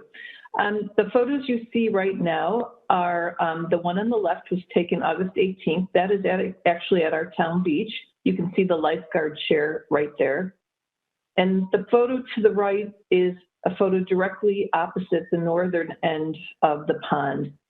And I'd like to point out that the picture at the northern end, most of the summer, it was like that. These blooms do move around. and sometimes they disappear, but when they disappear from the surface, the scum, as we might call it, doesn't mean it's safe to swim. And so there's been some misnomers about people thinking it might be safe when you can't see it, and that is not actually the case. Josh, can you go to the next slide? So, you know, we talk a lot about water quality in the vision. I'm sure you've all read the 25-page document we prepared. You know, there's short-term remediation is possible. Right now, many of you are familiar with the APOD that was put into the water, and it was just recently taken out about 2 weeks ago. And early results are showing very positive findings. In the beginning, it was at the beach, and it was moved later to Thoreau Cove, where they had almost 1,000-fold increase in collecting the cyanobacteria. Also, affixed to the APOD, we added a Zooplankton Sanctuary. Zooplankton are very healthy to the health of the pond. And there's some data in one of our subgroups who was studying this, that some of the trout, especially rainbow trout, might be eating the zooplankton, which is one of the organisms that will help keep cyanobacteria in check. So right now we're asking, we actually applied the WPAC, and we're hoping with the town to, you know, conjoin with us on this. CPA application was put in for $36,000 to fund the APOD next summer. This is kind of a one and done treatment. It's not something that needs to be in the water multiple years, and it's much more cost effective than other chemical treatments such as alum and copper sulfate, which are at least $100,000 and are also harmful to the environment. We hope that if we get some of this money, that we can actually have NSF, the National Science Foundation, who gave the grant for this testing this summer, that will also maybe pitch in some money to help with this. So we're really hopeful for that. In tandem, the limnologist who was working with Higgins Engineering on the APOD and myself met with Susan Rask and Delia Kay and put together a budget for the town for water testing. And water testing has to be done to be a predictor of when the water quality is starting to turn. And so hand in hand, one thing that's really important to note about the APOD is it would get us to a baseline, because the cyanobacteria themselves, when Josh mentioned that people are a problem, cyanobacteria themselves recycle, and they themselves are one of the nutrient sources. So we need to get rid of what's been accumulating there for years, and then we'll be able to focus on some of the other long-term remediation efforts. So right now, the short-term remediation along with water testing is our best and only option for keeping the pond open next summer. Josh? Thanks, Beth. So as Beth mentioned, the APOD is the short-term remediation technique that we're really focused on. Longer term, there's a much bigger project at hand, and that's really focused around septic tanks. As you all know, Title V approved septic tanks. They're built to leach their nutrients into the soil. That's how they work and how they're approved. Unfortunately, in the White Pond watershed area, what that means is that the nutrients leach into the soil and then through the years go right into the pond. So what to do about that? Sewer is a possibility. We're not ready to say sewer is the way you have to go, but we do have a working sewer group in the White Pond Advisory Committee, and they're investigating various options, and we'll look forward to hearing what they have to say. We want to call out for your attention also that a youth group is formed in the White Pond area. They call themselves the White Pond Youth Conservation Group.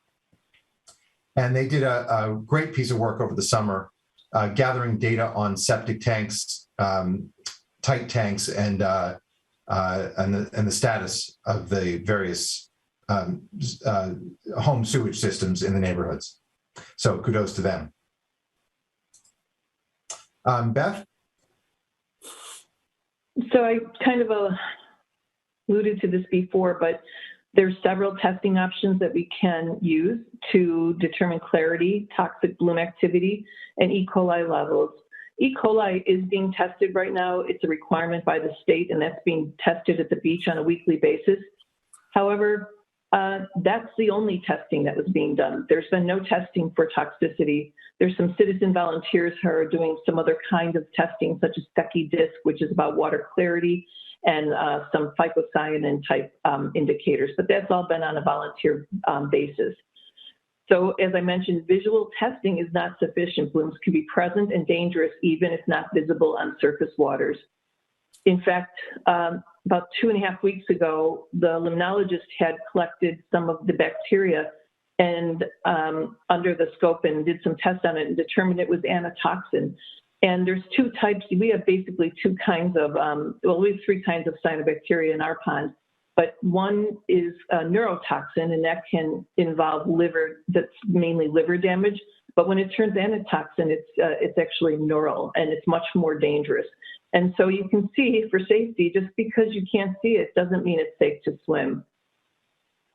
There's other towns that are doing different testing scenarios. For example, I've reached out to various ponds in the state, and the cost involved and can be quite costly, the toxin testing. In fact, the Massachusetts Department of Health was so busy with blooms this summer that they couldn't even do 1 or 2. They didn't do any tests for us, unfortunately, because they were overwhelmed, and it is very expensive. So we need to have some tests done, and we're hoping that that will get approved in the town budget this year. We put a couple different testing scenarios together, but like I said, we met recently with the town officials, and I think we have something that's going to be a viable solution under $10,000, a predictor. It will also tell safety, and in tandem with the APOD might be a win-win situation. Josh. Thanks. So then the third part of our big project, we went through water quality and water testing, and then the third big part is around people management, which I think we're in the process of just changing to visitor management. So you may have heard stories about visitors to the pond, big parties, crowds of 200 people around Sachem's Cove. So that's not the beach area, but the other side, which is town-owned land. Lots of trash left behind, dogs swimming in the pond, fecal matter. So the stories are well told and well known, and they've continued through, including through the quarantine period in COVID. What we're working on now is around new strategies. We're not sure that there is an entirely viable visitor management plan for White Pond, but we do have formed a working group to see if we can get some ideas to be able to propose something to the town that could be a real way to invite visitors both from the town and out of town to use the pond, and have it be in a way that still promotes the health of the pond, which is the end goal. Briefly, the stories that we've heard from residents are pretty much the same as over the last 20 years. So there's litter, traffic, parking in the neighborhoods is a big one, and swimming in non-permitted areas. So not much change there. One reason why there's never been a visitor management plan for the entire pond is that ownership of the pond is divided amongst the town, individual residents, and the state. So it's not a clear-cut, one body owns the entire pond and could take action like Walden, but really much more of a patchwork. One of the big concerns that we found, and the residents are concerned about as well, is increased human pressure on the pond from the Bruce Freeman Rail Trail, and also the new housing development on Route 117 in Sudbury, which actually advertises access to White Pond in their marketing materials. So that's where we're at with people management. It's a tough topic, and we'll be working on it going forward. So to conclude, some key takeaways for yourselves, and then we're happy to answer any questions. Importantly, many ponds in Massachusetts are having problems with toxic algae blooms. We are definitely not alone. And in fact, across the country, many ponds are having trouble. However, White Pond is in a good position for recovery with consistent intervention. So that would be starting with the APOD for the next couple of years. Ideally, I believe 2 years is what we'd need, combined with a real focus on the septic tanks, as well as visitor management. So it's a lot of different strains, a lot of different paths of activity that we need to be tackling at the same time. But we stand a good chance. The sewage treatment, if that's the way we go, that'll be the most expensive thing on the agenda. This is something that we'll be coming back to the select board with as our sewer group gets more in depth. At this time, for example, we don't even have a map of where sewage would be needed. So that's our starting ground. We talked about the APOD. We wanted to let you know, and we voted on this and had sent you an email previously, that while we support the beach in general, the beach project, we don't support construction outside of stormwater capture until there's a high likelihood that White Pond will be open for the summers. And that we just can't say for sure that that's going to happen right now.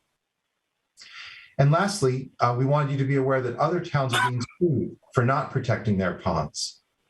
We would not like to see that happen in Concord, but we think it's a potential situation. The most important lawsuit happened in June.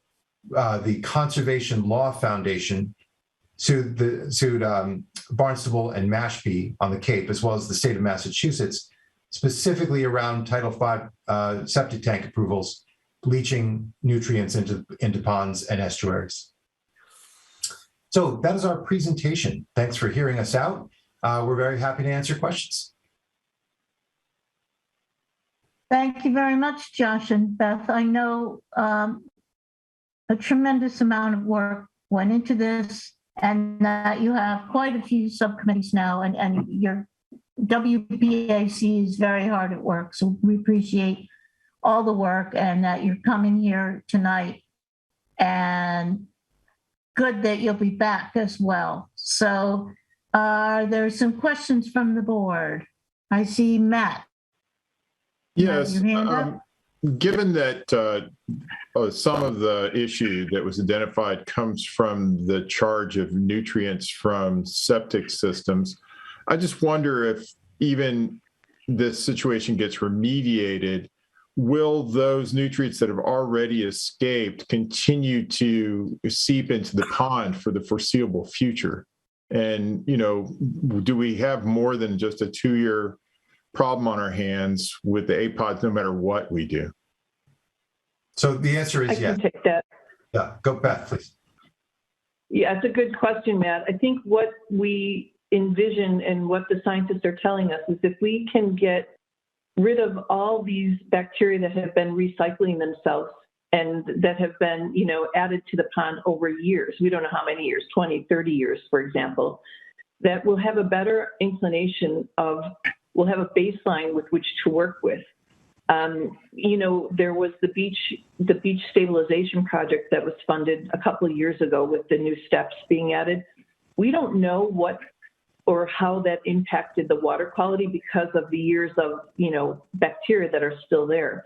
So we hope that with the measurements we're doing in the testing, we can see the water quality improving while those cyanobacteria are being removed. And then we'll have a better indication of what the real culprits are, the biggest culprits. We think it's septic and sewers. We think there's runoff. We think it might be rainbow trout, but then we can probably stack rank them and start attacking them one by one. Because we know, for instance, septic or sewer changes would not be an immediate, immediate situation. So this is to give us time, and then we'll further research what could be causing this. Does that answer your question, Matt? I guess it doesn't. It sounds like a pretty daunting proposition. But the second is that the state, with its stocking of rainbow trout, I mean, it does seem on the face of it to be a real problem, and yet it also seems like a really persistent policy by the state. Is there any inkling of progress there? We were just talking to our state representative earlier tonight, and gosh, maybe that should have been a question, but is the, in the current environment, administrative environment, is there any progress in having a more environmentally sustainable sportsman's policy here? Yeah, I think we have one subgroup appointed to work on this, and they will be reaching out to Senator Barrett. And we've asked, I'm not sure if Stephen Crane's on and knows this, we had actually kind of ghostwritten a letter. The select board had sent, or the town had sent one letter to the Department of Fisheries, and they didn't answer. Then we sent a second one. And we asked the first time it's fine to stock, just don't stock the rainbow trout. And so we're actively working on that. I think even if it's 5% of the problem or 10% of the problem, we need to be, reaching out to solve all these problems. So we're hopeful that the subcommittee will be able to reach, some kind of a solution with the Department of Fisheries. And in fact, they just did stock on October 5th, 500 more rainbow trout.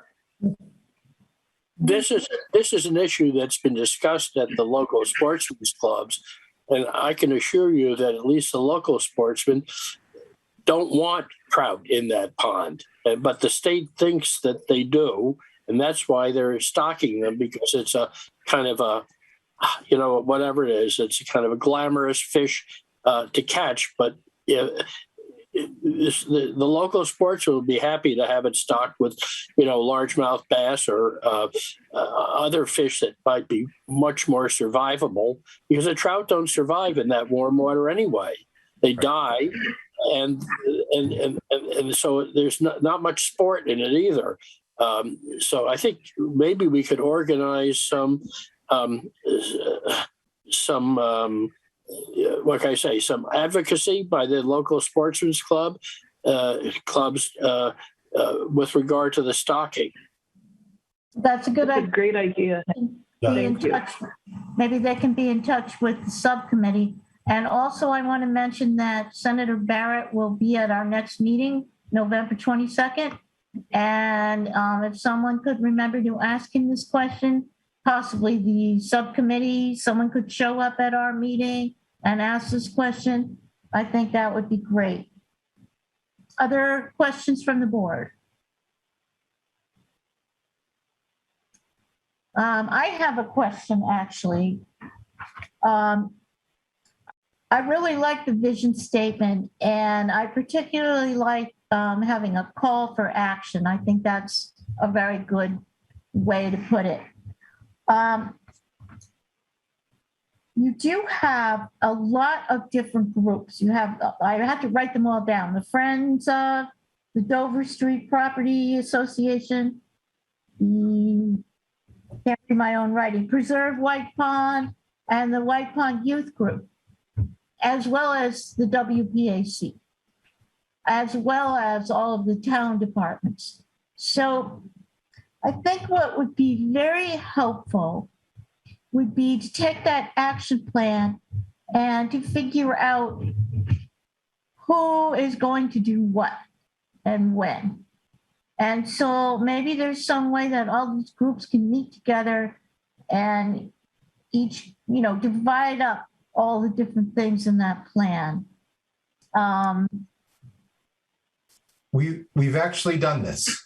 Oh, great. Okay. So all the groups are coming to our White Pond Advisory Committee meeting. We're in touch with everybody. And we've created, I think, about 9 or 10 volunteer committees. Right, you have. That they're all participating in. Yeah, so, that's excellent. Excellent. Yeah. And so I guess forward. Okay, I was there for that meeting. I think that's excellent. I think the part that I'm suggesting also is to try to sort out maybe with the town and with these other groups that are not part of WPAC specifically, like the Friends of. Oh, yes. So all of the other community groups we are liaising with. Right.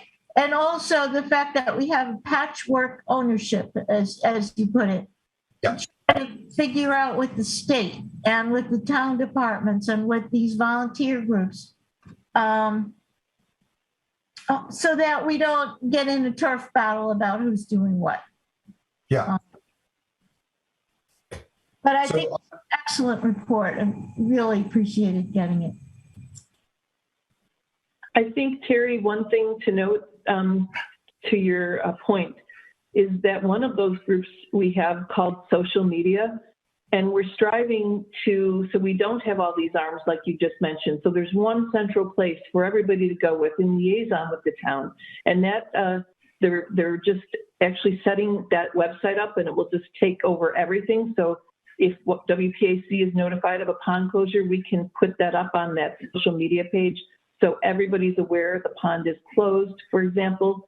Because like this summer, when the beach closed, only the beach holders were notified. So we're very keen, because people tell us, just like you said, we need a central location for everything. And we hope that we can all contribute to that. Wonderful. And I see Jim Ricker, you had a question? I do. Thanks, Terry. I'm Jim Ricker, 68 Shore Drive, and I'm a member of the White Pond Advisory Committee. And second stint for me, the last was in 1980-ish. So I'm happy to be back on it. Just to comment on working with others, Jeff Parker and I are the sewer committee. And so we've been working for a while, and we've had meetings with Susan Rask and Alan Cathcart, and got one coming up with Delia Kay. And I just want to say the time that we've been given and the detailed discussions we've had with them and the welcoming to come back and continue maintain a dialogue through this whole process has been terrific. And need to pass that on to everybody. I mean, we really appreciate that. And between them, they have so much knowledge, and we can go and do some digging that they really just don't have the time to do. And then we come back and sit with them and say, what do you think about this? And our hunch is at this point, it's probably going to be a hybrid solution. Some areas around the pond will need a certain kind of a treatment program. Others, where there's a little more room, may be able to update the septic systems with devices that remove nitrogen and phosphorus. So it's going to be very interesting, but cooperation with the town is terrific. Thank you for that. It's always good to hear. You know, a lot of times we get complaints, and so it's always good to hear that positive feedback. Thank you. Linda? Linda, you're on mute. Thank you. Thank you to the White Pond Advisory Committee for all the work that's been done in the past, as well as the work that's being done now. I appreciate the outreach and the approach you're using to reach many different groups of individuals who have a stake in the outcome of the White Pond health over the long term. And, you know, as we keep commenting, it's not only all of you who maybe live closer in the area, but, you know, the entire town has a real stake in the long-term health and positive outcome for this body of water. I was struck with some of the comments that Terry made in terms of trying to bring all these different actors and groups together. And I'm just going to take a slightly different tact on that. And it seems that it might also be helpful to have some kind of symposium around the health of the White Pond, where the Department of Fisheries is invited, and some other external groups. We did something like this a couple years ago for the transportation issue, where we had outside representatives from, I'm not going to remember all the agencies at this point, but in addition to in-town people who were involved. And so, you know, that's something that would need to be coordinated, I think, with the town carefully, because they're already interacting with some of these departments. But it seems to me there may be a point here at some point in the future where that could be helpful. So thank you for all the work you're doing. And as you have long since discovered, there are many moving parts to this, and we just have got to bring them all together and make them work. So thank you. Thanks. Great idea, Linda. That would be really good. Other questions or comments from the select board? Other comments, questions from the public? Actually, Terry, if I may. Sure. Yeah, Josh and Beth, thank you for the presentation. Distilled pretty complicated stuff down to very easily understandable slides. So thank you for that. And I think, you know, I think one of the things I've been struck by in my time here learning about White Pond is how how far back some of these problems go and how complicated some of the challenges are. But I think we've tried, especially over the past few months, to really demonstrate that the town departments are really committed to trying to find solutions and partner with the WPAC and other groups to solve them. But the problems were, some of these problems are decades in the making and may take some years to turn around. But I think I just want to articulate that on behalf of planning and land management, recreation, and the other departments that are working on White Pond, that we are committed to trying to make this right. Thank you. Right, and we really appreciate the positive attitude that White Pond Advisory Committee is showing tonight with all your hard work, and just, it's a very emotional issue. We all love White Pond. It's a really treasured asset, and nobody wants to lose our treasured asset, and it can get very emotional. So it's difficult work, and we really, really appreciate trying to collaborate and be positive about it. Pamela Drick. I just wanted to say thank you also for recognizing the important that climate change has had in causing this, as well as the long-term things. It's important to note the effect, the systemic effects of all kinds of things that climate change impacts. Thank you, Pamela. Find a solution. It looks like with everyone contributing their time and their expertise, we might. Thank you. So I'm sure you will be back to the select board, as you said before. There are many parts of this issue that needs to be solved. And this is the first of many times we will be meeting with you. So thanks again and best of luck. Thank you. Thank you. Okay, we are running late, but we are getting there. The next items all have to do with the town clerk. Kari is here with us. And Kari and her team have been working very, very hard on this unusual redistricting and re-precincting year. First, let's do the easy items. The election officer appointments is first. Right. So this is an annual appointment, and I would ask the select board to consider appointing and reappointing election workers for it's a one-year term that expires at the end of July 31st. Okay. And thank you so much to all the election workers who give of their time. It's a very long day. What do they work hard from, like 5 a.m. to 9 p.m. or something? Something like that. Yeah. 6 a.m. to 9 p.m. and outside of elections and with vote by mail and all the work that goes into it before the election. Right. Really great. I'm grateful. Okay, are we ready for a motion on the election officer appointments?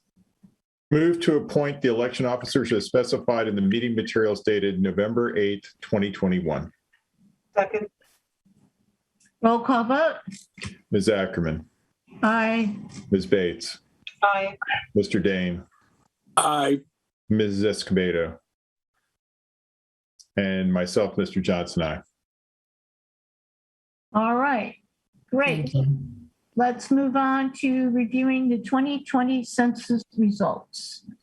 Okay, Madam Chair, I'm wondering whether now is the right time. We have the Board of Registrars are present and we are posted, but I'd like to have them all recognized so that we can. Yes, thank you for reminding me. So you want to call the registrar's meeting to order? Well, Wendy is the chair, Wendy McNally, if you'd like to call the registrar's meeting. Wendy, you're on mute. Thank you. Okay, I hereby call the registrar's meeting to order.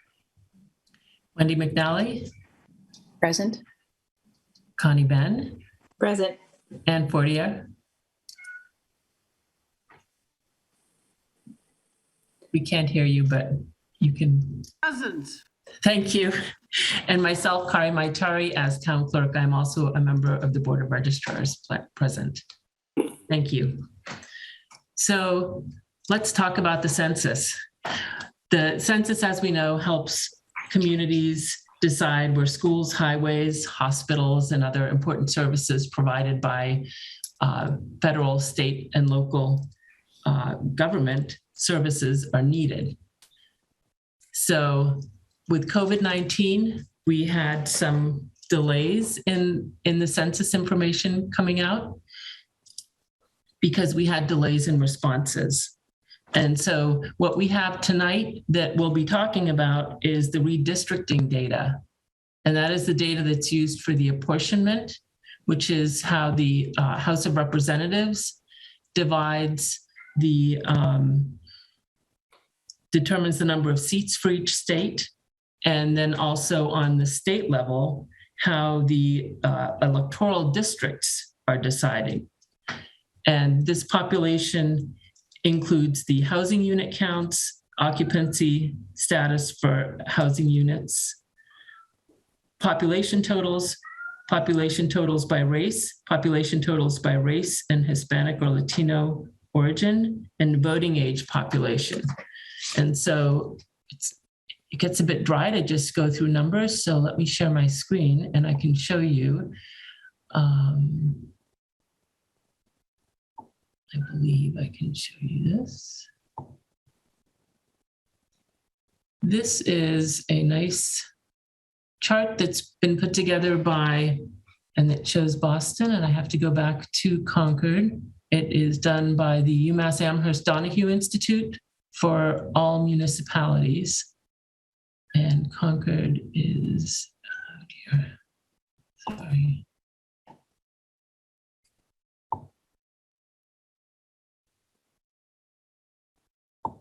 It's almost there.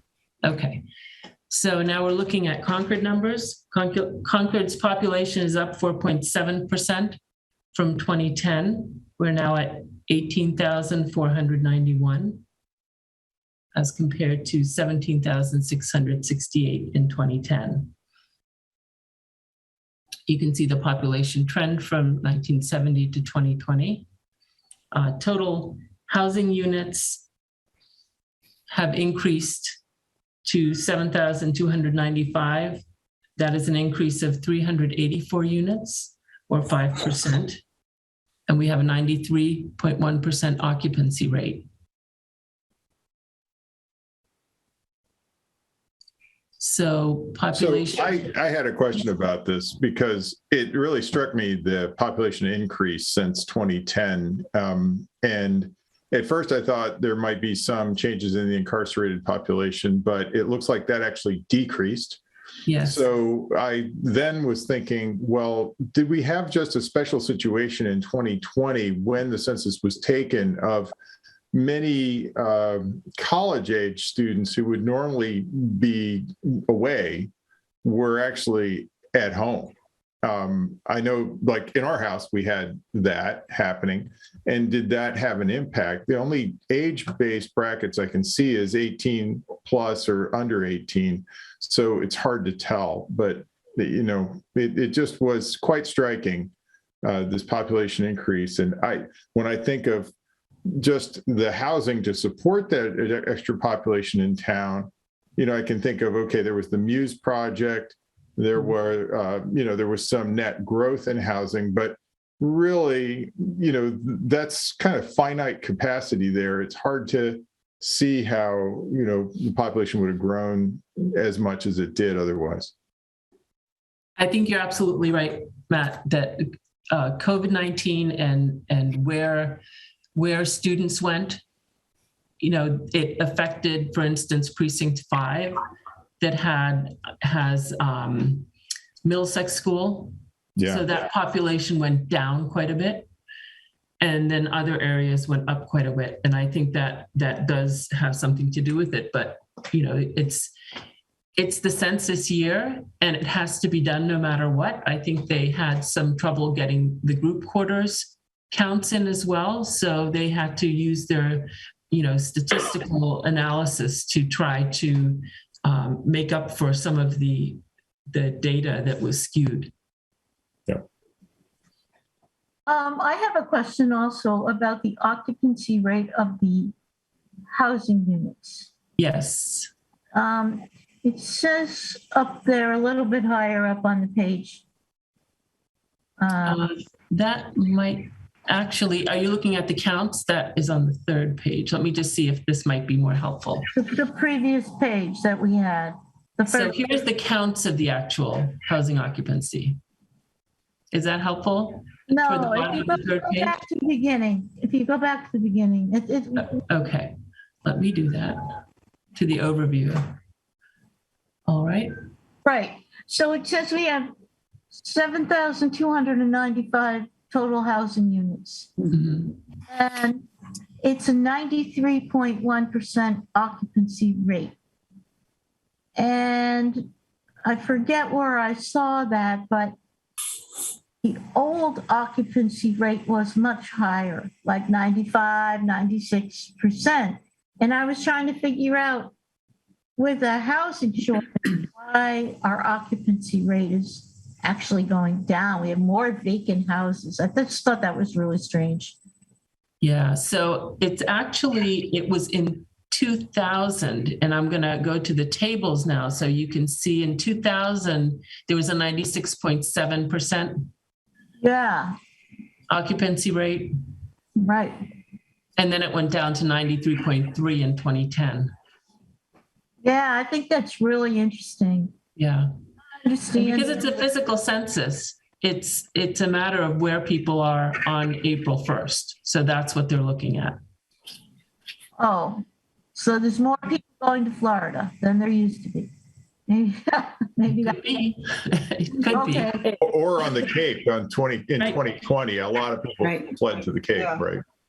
Or what about, if all those students were gone from Middlesex, are they considered housing units where they were staying, and could that impact it if there were no, however many students were in X number of housing units that are now not occupied or weren't at the time? Right. Yeah, absolutely. Okay. Yes, this is all sort of general census data.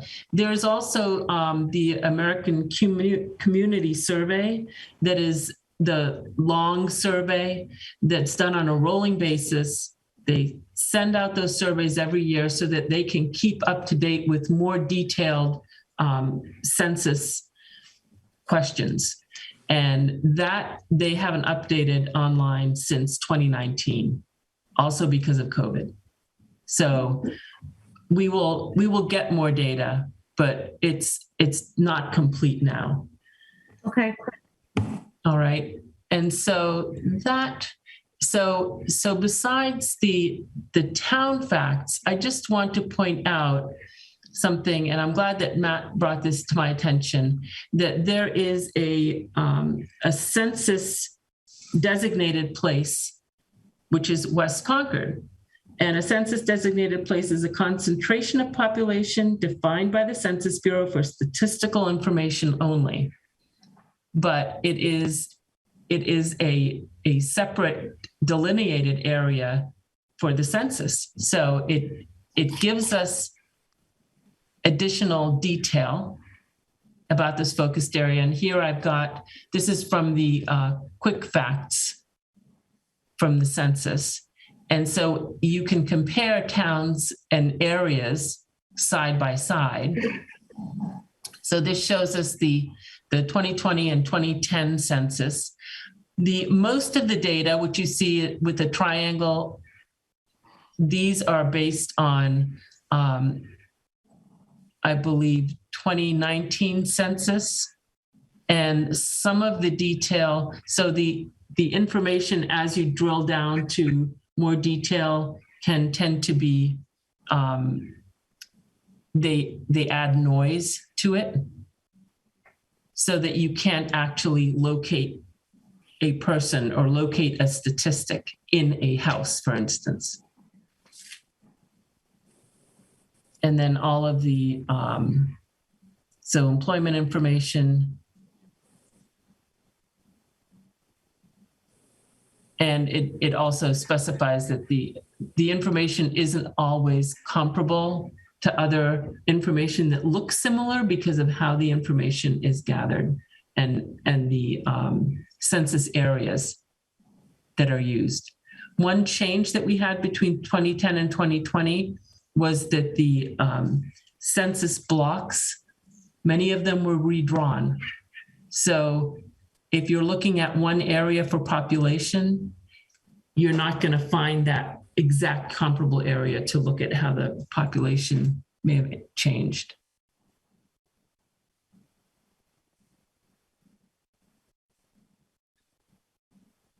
So our population increased by quite a bit. And now let's see if I can show you.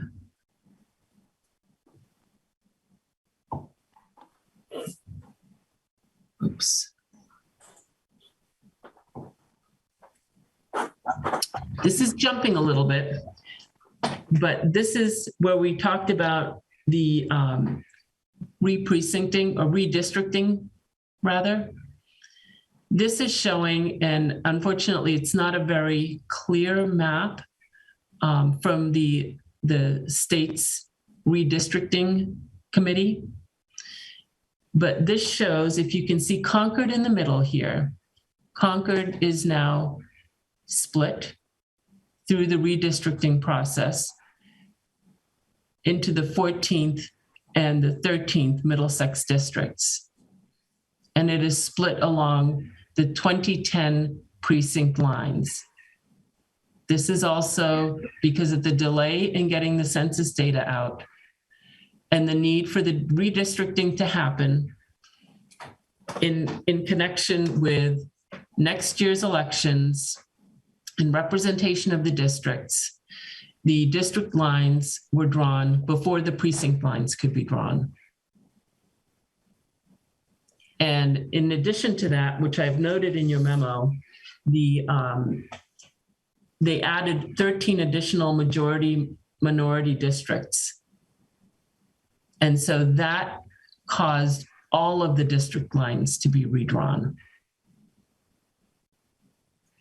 You know, I'm struck looking at this map. Look at all the other towns, how smooth their borders are for the most part. And Concord, the border between the 13th and 14th is really bumpy. All these bump ins and bump outs. And those bumps actually are the precinct lines. So, right. So our 2010 precinct line is it goes right through that, so that we've got precinct 3, which I don't know if you can see my cursor or not, but yes. Precinct 3 and precinct 4 are now in the 13th Middlesex district, and precincts 2, 1, and 5 are in the 14th Middlesex district.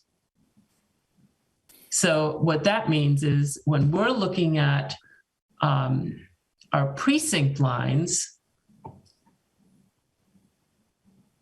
we have to consider the dark lines, and we have to make sure that in order not to have a split precinct, that precincts 3 and 4 are entirely in the 2010 precinct lines, and precincts 5, 1, and 2 are entirely within those 2010 precinct lines. So that has not been easy.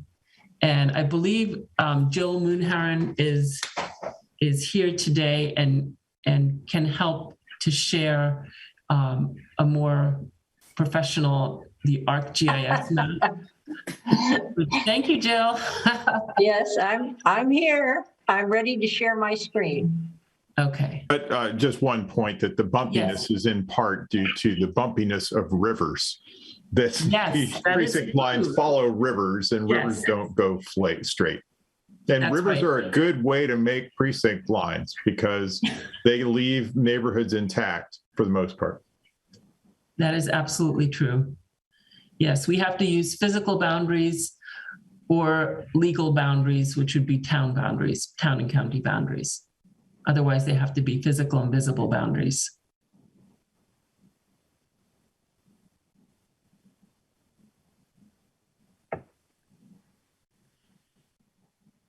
So what I'm showing you now is a version of the map that Kari just showed.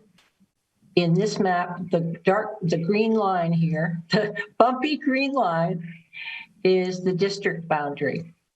And that's indicated over here in the legend on the left-hand side. And we have precincts 1, 2, 3, 4, and 5 as proposed at this point. And we have also showing the roads, more or less the census blocks. And I can show those in detail if you want, Kari. And what I wanted to start off with was the area that has been under discussion by some of the select board members in the Canantum area. I've added numbers here for the population in each of these blocks, these census blocks. And we can take a look at that if you want to. But Kari, feel free to take the discussion where you think it needs to go, and I will follow with the map. All right, thank you, Jill. So what the challenge has been to, in moving the areas and in trying to keep the neighborhoods together, we have to look at the numbers in each of those census block areas and make sure that we are within 5% of the target population. And the target population is achieved by taking the total population, dividing it by 5. And so our minimum is our minimum population is 3,513. Our maximum population is 3,883, with the target being 3,698. And this is where it gets tricky. So we've looked at the area that Jill was focusing on. Right now, we had moved this over to precinct 3, but there is one part of this neighborhood and it is along a road, which is so unfortunate because that is how a lot of neighborhoods are split, right down the middle of a road. But the 139 that remain in that neighborhood, if they moved over to precinct 3, I think could still take the population and remain within. Are you able to do that? I don't know if you're able to do that, Jill, as the numbers change. But if you add 139 to precinct 3, you go over this number. We go over that number. So that will not work. That will not be accepted. And this has to be submitted to the local election district review commission for their approval. And if they don't approve it, they can change it. But what about moving the rest of Canantum into precinct 4 instead? So, yeah. Right. And I guess before we get to that, I want to thank Kari and Jill and the Board of Registrars. I've been working with you guys for the last few days because I live in that neighborhood. And I really wish the river was the line instead. You know, we just talked about how the rivers are bumpy and whatever. And this is a perfect example where that river should be the line. But I guess because you're going to go over that 3,883, you're going to go over by 9 people, just barely. So it's incredibly frustrating. I know you spent some hours on it, and I really appreciate it. But anyway. But what if those 200 plus went into precinct 4 instead? Then that would keep that neighborhood whole. Where would they go? Yeah, see, so you'd be what, just slightly over, huh? It would be slightly over. There's one block of 15 that you can see there that puts it over, so that. Well, what if we left that out? Because the Oxbow is really not as integral to the rest of the neighborhood as the rest of it. Yeah, well, they think they are. I mean, that's the thing, but yeah. Yeah, I mean, if it's just in other words, rather than having people across the street from each other be in different precincts, right? It seems preferable. The other problem, even more of a problem than trying to keep this neighborhood together, is the difficulty of this area getting all the way to the Ripley School to vote. It's a pretty impractical thing. It would be better to go, let's say, to Harvey Wheeler or whatever, because going to Ripley can take half an hour even in rush hour. It looks contiguous, but there's no real road. You have to go all the way through the center of town and around. Yeah, and it's not central. The polling location is not central to the precinct. Well, we have the same problem with the precinct 1, I think, for some people, or sorry, precinct 5. 5. Right. Yeah. How come this says, okay, right. No, but precinct 5, I'm thinking about people on the far west of Concord that are now part of precinct 1 that are having to go to Kai's Road, I guess, right? Which isn't even in the precinct. Right. Well, precinct 1 doesn't have a polling location right now. Right. So, what I had been suggesting was if you could add that last little neighborhood to precinct 2, and then add some more of Concord Center, which traditionally was part of precinct 1 to precinct 1, taking away some population from precinct 5 as it's currently drawn. Again, I don't know how much you could do, but I think it would help. It would put at least some of those folks on the west end back into a precinct with a relatively local polling location, and also just fewer people affected by the change. So you don't have to do all of that, right? Maybe you could just do the one neighborhood at the end, just as much as you can get. And then, the part in the middle that's now been added to precinct 5, again, reduce the disruption by getting them added to precinct 1 with some of the excess that you've now gotten from getting those people out of the western end of precinct 1. The question then is, where does precinct 5, well, precinct 5 currently is one of the bigger ones in terms of population. So, you could give up 150 people from it. Okay. So you're looking at just a small section of precinct 1 at the far end, and then some section of that in the middle, to compensate. So like the slice there between Elm Street and Main Street, for example. Or Main Street, is that Elm and Sudbury or Main or Walden? that area right there, that slice. So again, if you took some people away that were out in the, in Sorrel and Crabtree area, and then you replaced this in there, then you'd get more, fewer displacements, I guess. That's what I would say. I see.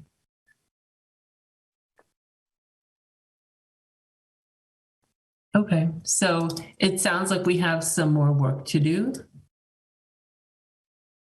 Yeah, we don't want to micromanage it at the select board level. No, this is really important and it lasts for 10 years. So I think it's good to take a good hard look at it and talk about it and think about it. And if there's community input, I mean, it is important. Right. Definitely. I need your vote by December 15th. I need to submit your vote by December 15th. But then we also need to make sure we can get the word out to voters before the February 3rd election. So we want to give you lots of time to do that, but we also want to have this done very thoughtfully. So when would you like to come back? Would you want to come back November 22nd? Yes, your next meeting. Okay. Would be great. November 22nd, because November 15th is a meeting on Envision Concord, and I really anticipate that's going to take the whole meeting. Okay. May I also ask, we were talking about another possibility of having polling locations changed slightly so that if, for instance, the townhouse became a polling location in addition to 141 Kais Road and Hunt Gym, would that be feasible? I have not talked to the police department to see what the public safety opinion of that is. We used the townhouse we've used it for early voting. Can you fit 2 precincts into Hunt Gym? Not into the room that we currently use. There is a gym on the second floor. Well, maybe like 2 different sections of the gym. The gym is accessible by stairs and a one-person elevator. Okay. So we'd have to take a look. The registrars would have to look at that suitability for voting. It's also, I think we had looked at it once, and it seemed that there wasn't a good place for voters to wait, and we don't want voters waiting on the stairs. It's dangerous for them to be standing on the stairs. And it's a single person elevator. We did look at that, Kari, a couple of summers ago. The townhouse meets all the ADA qualifications. At least it did for early voting. Mm-hmm. And now we're trying to figure this out because the ride to Ripley is significant. The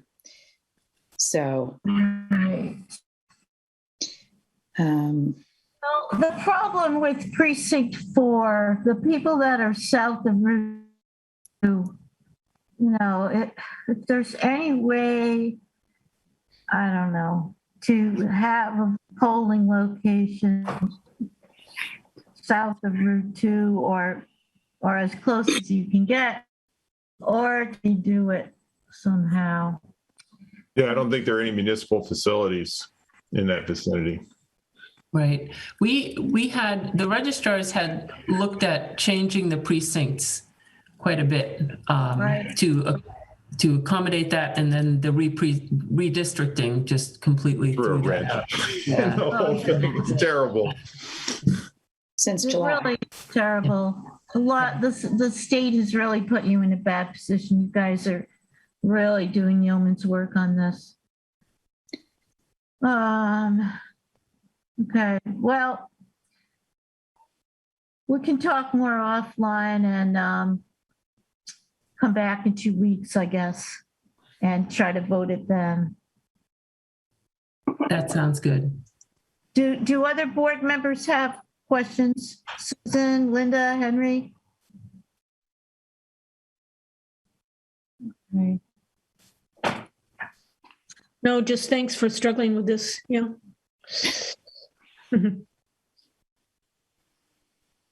Thank you so much. Yes. All right. Thank you. Thank you very much. Okay. We're going to No move. other questions? We're Or Jen? going to move on to the special town meeting warrant.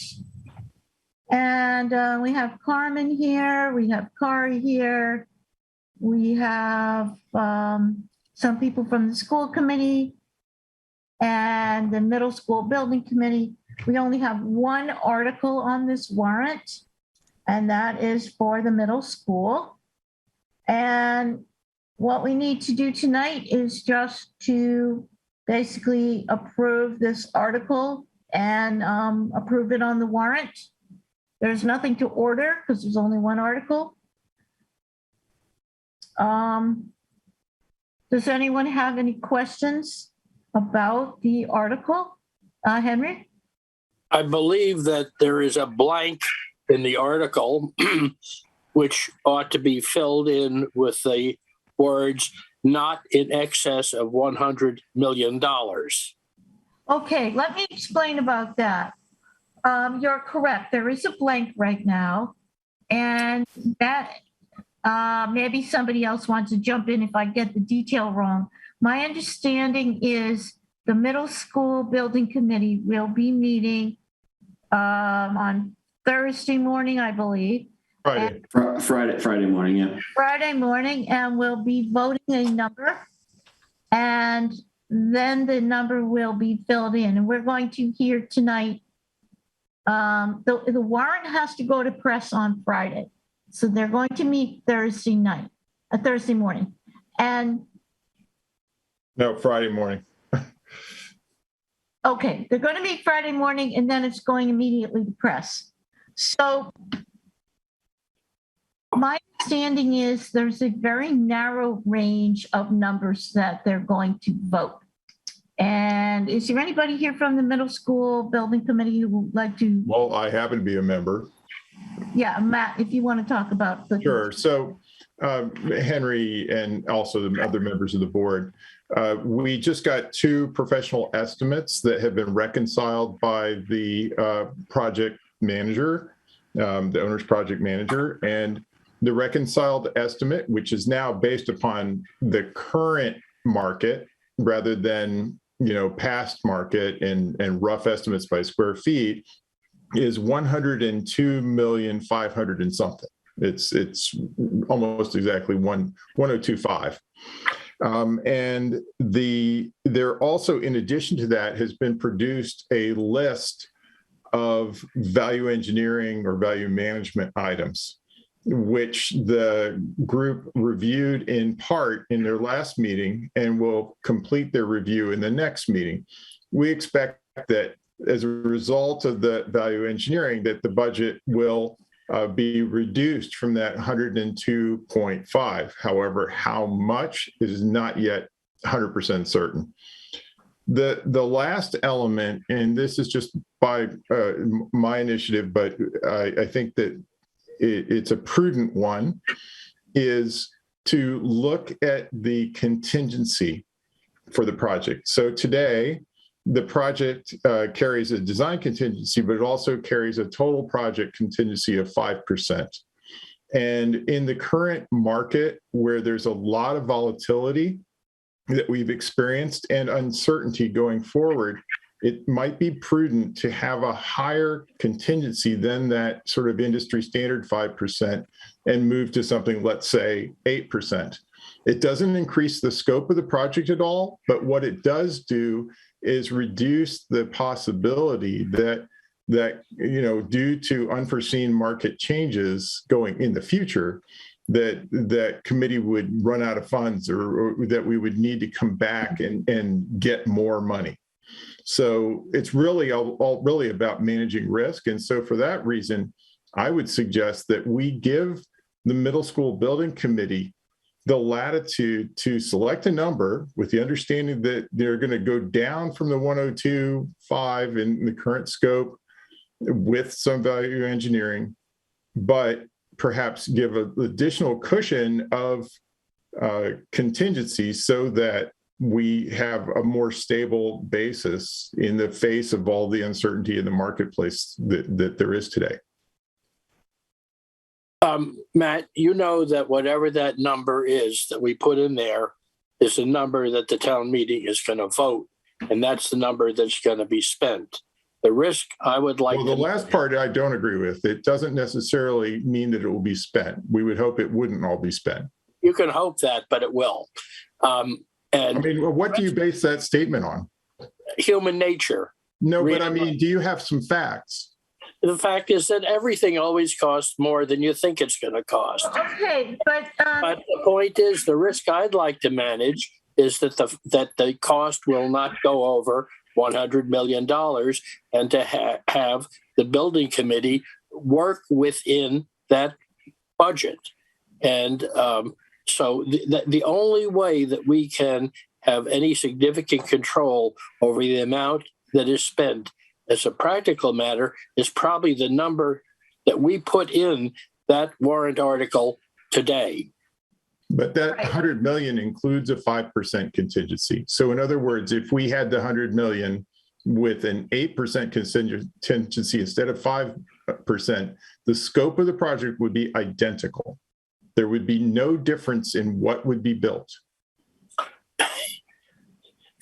It's a question of whether you spend into your contingency. So, I mean, the contingency doesn't necessarily mean that it's going to be spent. Right.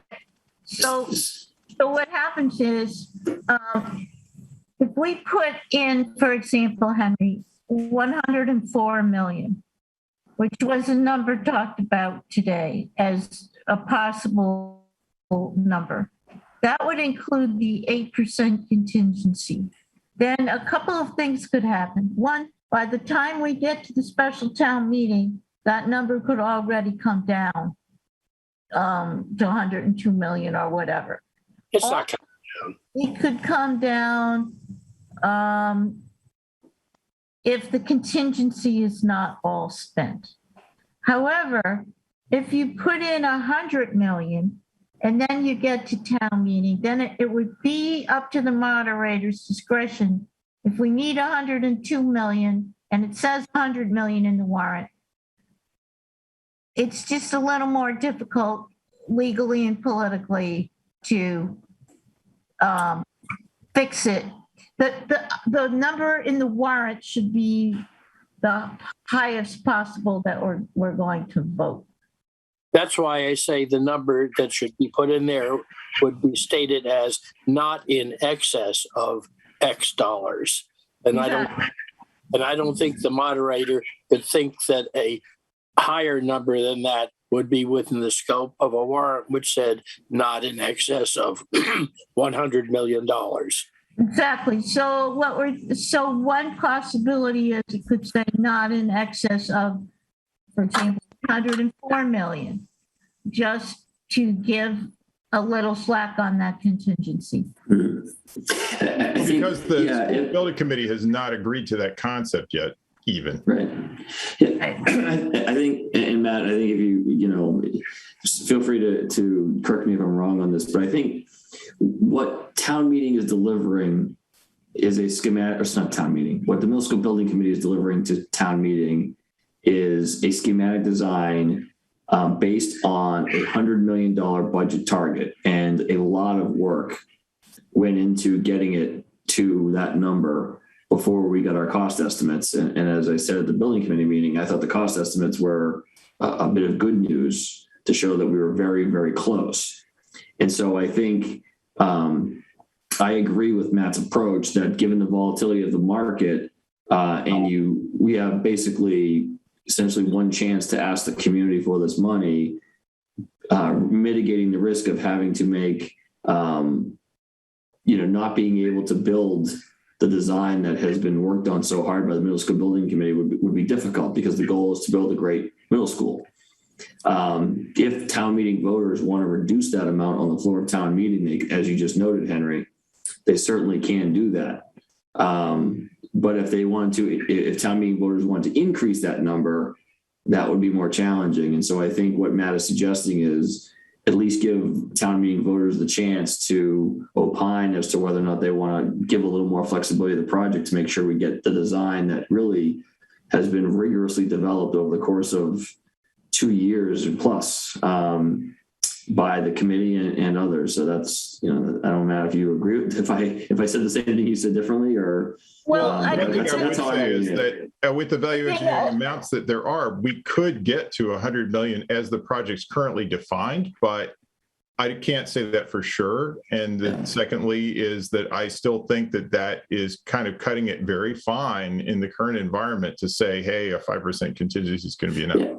Yeah, and I think not only cutting it fine for the time we're in, I think it's cutting it fine for the level of design that we are currently at. And that's the important thing that I think we need to keep in mind is we are still at schematic design. There's a long way to go on design and then bidding and everything else. And so, but we're asking the community for the resources to do this project now when things could be pretty different when we actually go to bid and construct. The cost is as important a factor as the design, and therefore it should be given equal weight. And if the representation was that the project would cost $100 million and the select board has any control over it, I think we ought to exert that influence to make sure that the cost is essentially as represented. Remember also that the voters at large, not the people who come to town meeting, are going to have to vote an override in order to authorize this bonding. And I don't think they're going to vote an override. They're going to vote a debt exclusion. Whatever they have to vote on, the voters themselves will have to vote. And the building committee ought to also consider placing some limits on this spending that would enable them to get the voters at large, not the voters who just show up at town meeting, who are going to be essentially advocates of the school program, to vote for something that is going to increase their annual tax bill on the average of approximately $1,200 if all goes well. Okay, Susan? I just had a question. Is what they're quoting, Matt, is that for the entire project, which includes demolition and fields, or yes, is that it does. just the building? No, it's everything. Okay. So let's go over this one more time, Henry. I think what Matt is saying is the scope of the project would not increase. It's still a $100 million project, but the contingency is too low. We're in a high risk environment with a lot of volatility in construction. So the not to exceed number, they would like to vote a number about 104 million. No, I can't speak for that. They may come back with a number that's, 102.5. It's certainly technically possible. Because again, with the value engineering list that we have has almost $4 million worth of items on it that could be selected. So, but my point is, they're not going to come in on Friday morning with a number above 104 or 105 million. No, and I'd say that, by the way, the ethos of the group is really to try to make this as lean a project as they can at this point, seriously so considering these VE options. Right. So our job is, we have two choices. One, we can approve this with a not to exceed number tonight, and then let the building committee meet on Friday morning, and they can vote any number up to what we vote tonight. Or if we really don't want to do it that way, we can call another select board meeting on Friday right after the building committee meets. If you don't want to do a not to exceed, if you want to wait and see what they vote and everything. But my recommendation is I don't think we need another meeting. If we know they're going to vote somewhere between 100 and 105 million, we already pretty much know that. So we can take our vote tonight if the board so wishes. If this will facilitate moving this ahead and putting some kind of ceiling on it, I will vote with Matt if he's to approve a not to exceed 104 million. I don't know if that helps. I think that's it, as far as I'm concerned. I mean, again, I haven't heard from Susan or Linda on this, so I don't want to take others' opinions for granted on this.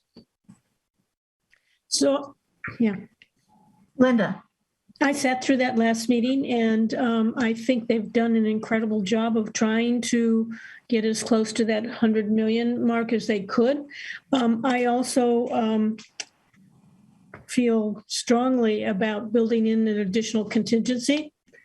And so I think if Henry is willing to consider not to exceed 104, I could live with that. That gives us 3 votes. Susan. I agree about the contingency. And I just wanted to make sure it was the same project we were talking about with all the pieces of demo and fields and the same components and not just the building. But I would good point. 104. Right, good point. That's the total cost for the entire project. I think just as an aside, I think that sentiment, I think is an endorsement of the work that the middle school building committee has done to try and keep the project to 100 million throughout. And so I think that's it's a nice measure of trust and faith in the committee's work that you're all expressing there. So as a committee member, thank you. And I think, if we vote not to exceed 104, they, as Matt said, they still might come in 102 or what. We don't know what number they're going to come in, but basically, we don't want to have to meet again on Friday. I think that we are close enough that we know a very narrow range within what they're going to vote. Now, the other thing that came up on this article, besides the dollar amount, was under the direction of who is going to be in charge of this project. And I think the wording right now that we came up with is it's the same as the Willard School, which is it's under the direction of the town manager. But in the explanation box, it explains that the town manager can delegate and will delegate in all probability to the middle school building committee. That's the same system we used at Willard. And if I may, Terry, that's the same system used in most other communities that do school building projects, where the town manager, who has signature authority over contracts and things like that, participates, but the building committee that's been overseeing the project continues to provide that management and oversight and review of the project. It's not the town manager suddenly takes over the whole thing. It's really still the same committee level process. It's more about approval authorities and things like that. Correct. Okay, Pamela, if you have a very, very quick question, we can take that. And then we'll see if there's any more discussion and we'll have a vote. Thank you. It is a quick question. 13 Concord Green. Has the future operating cost of things like net zero building techniques been considered? Yes. Because if $1 million investment in heat pump, solar, battery backup would produce an operating savings of like $200,000 a year, it would pay us back in only 5 years and save us $1 million for every 5 years after that. Yes. Well, so maybe I should clarify. Well, Matt, if I may, committee. Matt, if I may, there's a 500 $148,000 savings that will be put into reducing debt. And that will include many things, the sustainability improvements and the operational improvements. And that was over at the focused meeting that we had. So Pamela, maybe you and I could talk offline if you want about that. But yes. I'm also wondering, have they considered the benefits of like air conditioning, cooling in an increasingly warm climate change? And also the opportunity. Okay, I think we're going to go So now. I guess if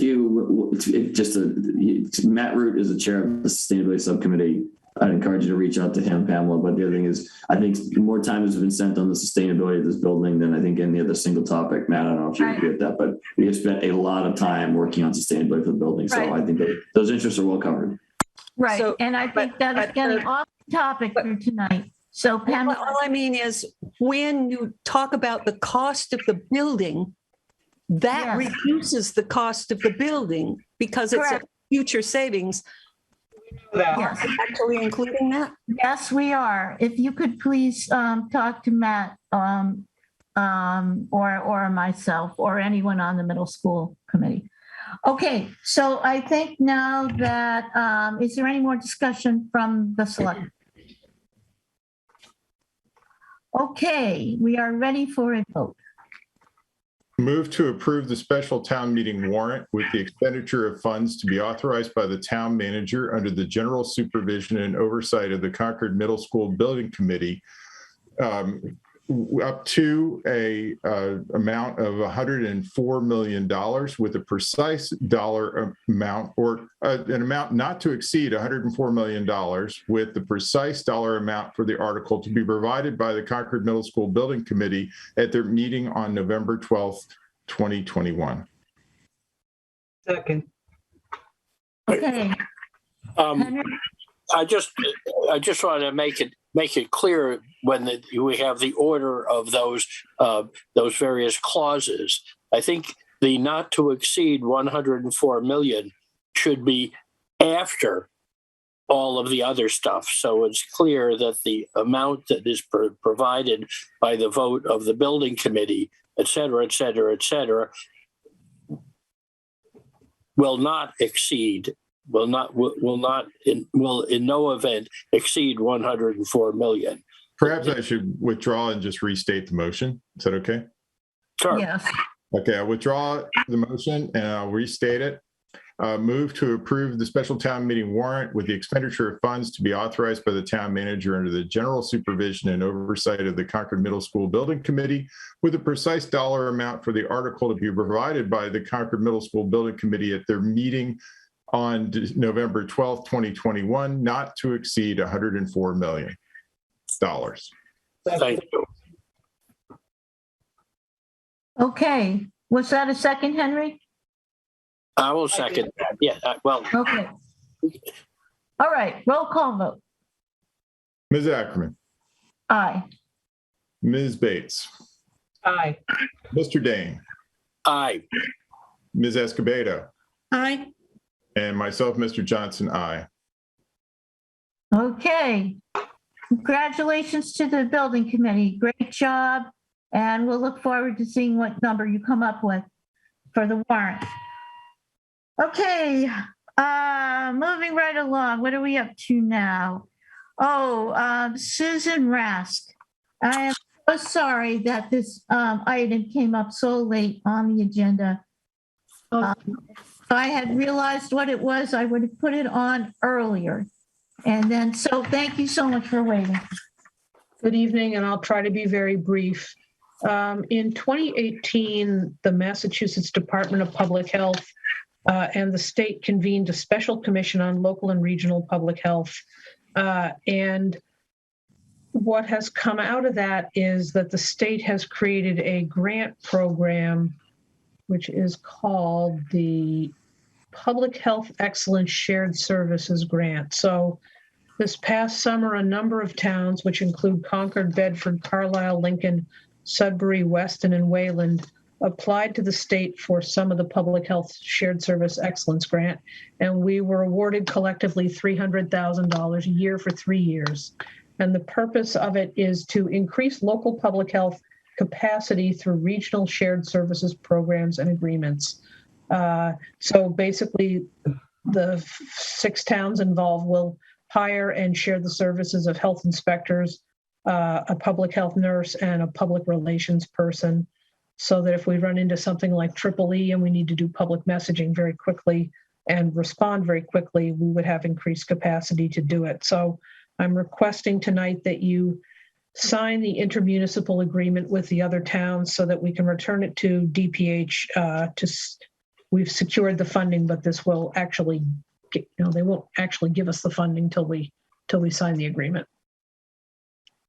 So what kind of shared services? You said health inspector, public health nurse, and messaging.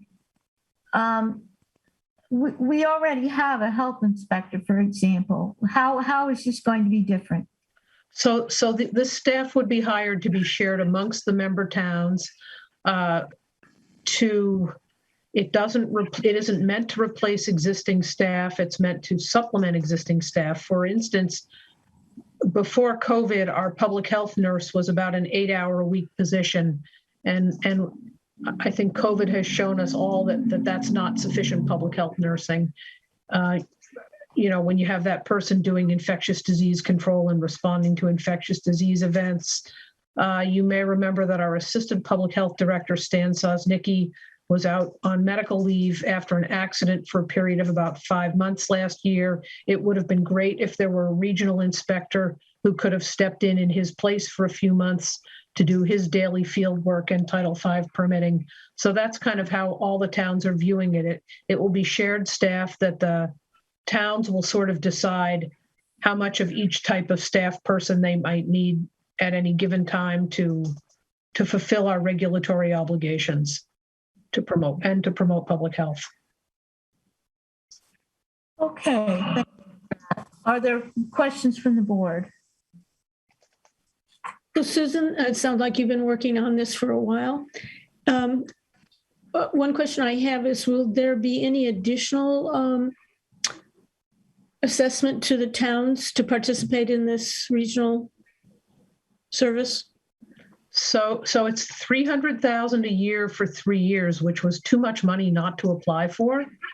And at the end of we believe the state intends to transform public health to try to make it more consistent across the state. The towns out in Western Massachusetts have very, very small staffs and are really understaffed. I think that the state is making a large financial commitment to transform public health, and that the model as we go forward are going to be these regional entities that share services and kind of gain efficiencies and economies of scale by shared staff. So one thing all the member towns in our group are doing is, we don't want to hire more staff. Let's face it, grant money doesn't last forever, although I do think money is going to continue to flow. But, at the end of the 3 years when the money is up, I think we're being very careful not to commit to hiring more staff than the towns would wish to support. So does that answer your question? In part, thank you. Yeah. I know that the state has talked about not only increasing capacity across the entire state in terms of public health, but it's my understanding that they're also looking to affect, staffing levels, across various regions. So it doesn't sound like you anticipate any diminution in terms of town staff at this point, anyway. We're not allowed to use this money to replace any existing staff. And I'll be honest with you, the towns that are involved have pretty well-staffed health departments. So I think we'll be conservative in terms of staff we take on, and it should only be done to increase, to fill gaps where they're missing and to increase efficiency. If 3 towns, none of whom needed a full-time inspector, can share one person, I think that increases efficiency quite a bit. Thank you. I actually worked on a very similar projects elsewhere, and Susan's right. The state is really incentivized. I mean, they do the community compact grant program for kind of regional efforts. They created this grant program specifically for regional public health services because they wanted to prioritize this specific area of regionalization, not just in Western Mass, but I think all over the state. I think what we've and the timing couldn't be better. I think because what we've learned about demand for people who have the skills and experience that Susan has versus the availability of people who want to enter this vocation is a real challenge. And a lot of the job of public health is governed by state statute. And so there are statutory obligations each community has to fulfill at times with diminishing resources to fulfill those obligations. So I think that is in part why the state is really making a commitment to regional health services to ensure that those state mandates do get enforced and carried forward. So I think I'm really happy that Susan has put this together. I would totally agree with that, Stephen. That's really well said. Henry. I will support this. I support the concept, but I would do so with this comment that agreements of this kind, which have legal and political consequences, should be reviewed by council so that we are fully advised as to what, in fact, we are committing ourselves to. And we are asked to do this frequently. And that comment applies to many of those situations. These are presented as routine, routine common efforts with other communities and so on. And they are presented to us, I think, without our full understanding of what we're committing ourselves to. But I will vote for this, but I do want to make that observation for going forward. That's important that we do that. So town council did review this. Good. Oh, great. The agreement. Then that's an important thing to say when it gets presented to us that the agreement has been reviewed by council. I think that has value. Yep. And it was drafted by the town of Sudbury's town council, who I believe is KP Law, who also works for several of the member towns. And then our town council also reviewed it. Thank you. Thank you. Any other questions from the board? I just wanted to make an observation that, it does seem like the writing is on the wall sometimes when, it's just tonight, we were talking about our own town petitions before the legislature, and they don't seem to get much attention. And then meanwhile, there are very strong armed initiatives to regionalize our services. And so we've seen that with the rec. We've already got a regional housing services office. We're now doing this public health regional program. In other words, town sovereignty, I think, is becoming kind of virtualized. And I do think that we should be aware of maybe these longer term trends and what it means for town government. Right. Massachusetts is much more parochial. We have very small towns compared to other states with enormous jurisdictions. So we've been very slow to catch up. We're recreating virtual counties. And they have different boundaries depending upon what the topic is, but they are in effect these regional bodies that are slowly taking ownership. Right. Yes, as a public administrator, Matt, I can tell you that governments that evolved after us do a lot of this on a county basis because it is a lot more efficient. And I think in some ways not more effective in terms of the quality of the service, but in terms of how they can scale up and provide more redundancy and things like that. That's why regionalization is really a push here, because not only it makes sense, but also because limitations on Proposition 2.5 and the needs that the legislature gives to us year in and year out. No, and I like efficiency. I just want us to be aware of what it means for sovereignty. Okay. All right. So we're running really late. So enough philosophy, but it's important to know. Okay. Do I hear a motion for adopting this IMA? Yeah, move to authorize the town manager to sign the intermunicipal agreement for the Public Health Excellence for Shared Services Grant. Second. Roll call vote. Ms. Ackerman, Aye. Ms. Bates, Aye. Mr. Dane, Aye. Ms. Escobedo, Aye. and myself, Mr. Johnson, aye. Okay, thank you very much, Susan. And Thank you. Have a nice rest of your evening. Okay. Not over yet. You too. I think our evening is over, isn't it? Thank you. Bye. What did you say? I think our evening is over now, isn't it? That's the last item on the agenda. We have some more things to do. We're getting there. Okay, the last major thing we have to do is prepare for the focused meeting. Again, I want to thank Matt for an excellent job, and all of you last week on the Envision Concord. Tonight, we're going to add in any select board meetings, items that we want to add in that haven't been included yet. Right. So last time we had the discussion of the different items from the implementation plan that were assigned to the select board, and we came up with answers, and that's all fine. The thing that we didn't do, I neglected to take us through, was that part of the survey is to identify any new goals that were not in the plan that are strategic that we are working on.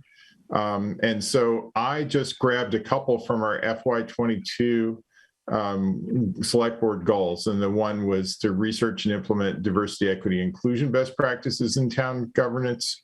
That was not reflected in the Envision Concord plan. I believe it's important. And the other is to plan for events celebrating the 250th anniversary of the American Revolution. Those are two that just occurred to me off the top of my head. Or actually off the top of the goals statement. Do others have goals to add to this that we should include in the process? So Matt, I think those two goals there are really excellent. I would support including them. But I have a question about these other lines that we're looking at, the council. Well, those were submitted by the other committees. We're not talking about that tonight, right? No, we're only talking so far about the first two, but if we want to add additional rows here, we could. Right. Or we could change these if we don't feel that they're appropriate. I think those two are very important. I would support including those. Just correct the spelling of council. Okay. Council. Oh, yeah. In A, column A. Oh, okay, sorry. Yeah. That's a separate problem. Yeah. Okay. All right. Do other board members have other important goals that we need to include next week at our Envision Concord meeting? Or do we have everything included now?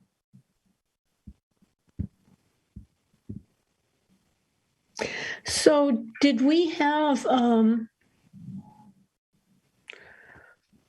integrated land management plan, or we're assuming that's going to be on the planning board's? Yeah, they had 33 items that they responded to. So here, for example, if I just select the planning board, you'll see all of theirs.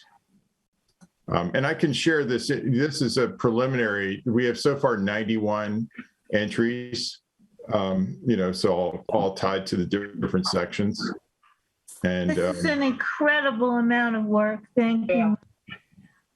So, it's the groups that have done the work, I have to say. You putting it together.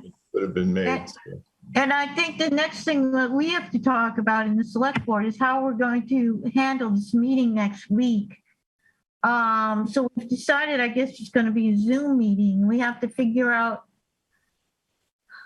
we want to include all the participants, but we also have time constraints and there's a huge amount of material. We have figure out how to make this material comprehensible in a short meeting. You know, if the meeting is 2 or 3 hours, that's short compared to how much information is in here. Yeah. Okay, I can stop sharing, I think. Oh, that's good. Let's look at that for a minute. Okay. Sorry. Oh, can you go back to that screen? Yeah, sure. So this is, you know, trying to summarize the information. And again, Yeah. it's very, you know, not all the groups have reported yet, but just by the section, you know, how many have been identified as complete, in progress, on hold, et cetera. That's great. I like that. I think any way that we could find to summarize it, this is one good one. Yeah, and this is by the town body. Sorry. This is, great. Look at this. so, you know, there's lots of ways to roll this. Slicing and dicing is easy. It's just, you know. How many hours have you spent on this? Have you gotten any sleep in the last? No, it's no problem. The hard part is getting this chart. The rest is dirt simple. Wow. So Okay. we also did it get a by chance- big idea, you know, so that not all the items have a big idea, right? But for those, want to see how, you know, how far are we on them? And I also tried to add, where it was possible, a target completion year so that we could maybe do a progress over time, you know, projected completion percentage kind of thing. Right. Can you go back on one screen for a minute? Sure. The big idea summary or the? Well, I see you have in progress, on hold, ongoing. Yeah. Oh, where's, oh, complete is blank. Those are zeros. I see column B, nothing is, oh, No, that. these are all complete right here. This is 15 were complete. Yeah. You know what would help me then if you center those numbers? I those were the in progress. Oh numbers. yeah, all that can be done. Yeah. Okay, I get it. So Matt, and again, thank you for all of this. It's very helpful. Could you just put a brief label on the big ideas, just so that people can? Yes, and I agree. What I'm trying to get a hold of now is the original matrix to, you know, give all of those labels and such. That would just make it a lot easier than just typing them all in. So. You mean this thing here? Yeah, well, I mean, we've got it in Adobe Acrobat form, but to get it in Excel or Word would be a lot simpler. I think Marcia has it. Right. Okay. So to avoid, you know, a 6-hour meeting, you know, everyone's worked so hard in putting together their charts. You know, I'm wondering if there's a way that we can have them maybe highlight just 1 or 2 of the things that they've already completed, and then maybe 1 or 2 of things that are on hold. And if there are, you know, why are they on hold? You know, I think that might be instructive to all of us. Some version of that, so that we, you know, that gives everyone a little more equality in terms of the time that they might be presenting, but also helps us focus on, gives them a chance for them to feel good about what 1 or 2 things that they have accomplished, but we're looking at where the roadblocks are. Right. And, you know, we can do that right here, you know, so like the Historical Commission, you know, has completed this, evaluate the effectiveness, you know, so that you can just pick one and it will show all the ones that are complete. Yeah. You know, for each Also, I think the problem is we don't necessarily want to give all groups equal time. There are many small groups here who only have 1 or 2 items. And then we have like the planning board, they have like 33 items. So we don't want to hear all 33. No. But we want to give them more time than a group that only have 1 item. So, you know, have to figure out how to do that. I think it's going to be a great meeting though. Susan? Yeah, will we get a chance to see the totality of this before the packet comes out, or? The groups have to submit their stuff by the 11th. And so there'll be a little bit of a sprint to try to pull it all together. But yeah, But actually, Susan, you said before the packet. I thought you were going to before the meeting. I was thinking that, with the holiday on Thursday, the 11th. Oh, yeah. And it's due the 10th.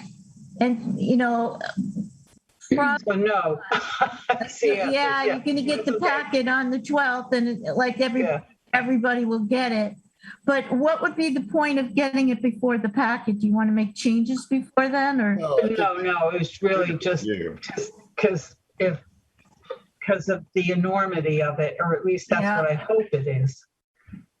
But I think it's not any more enormous than what we had tonight. So, well, you can look at what Matt has so far if you want, if that would help you.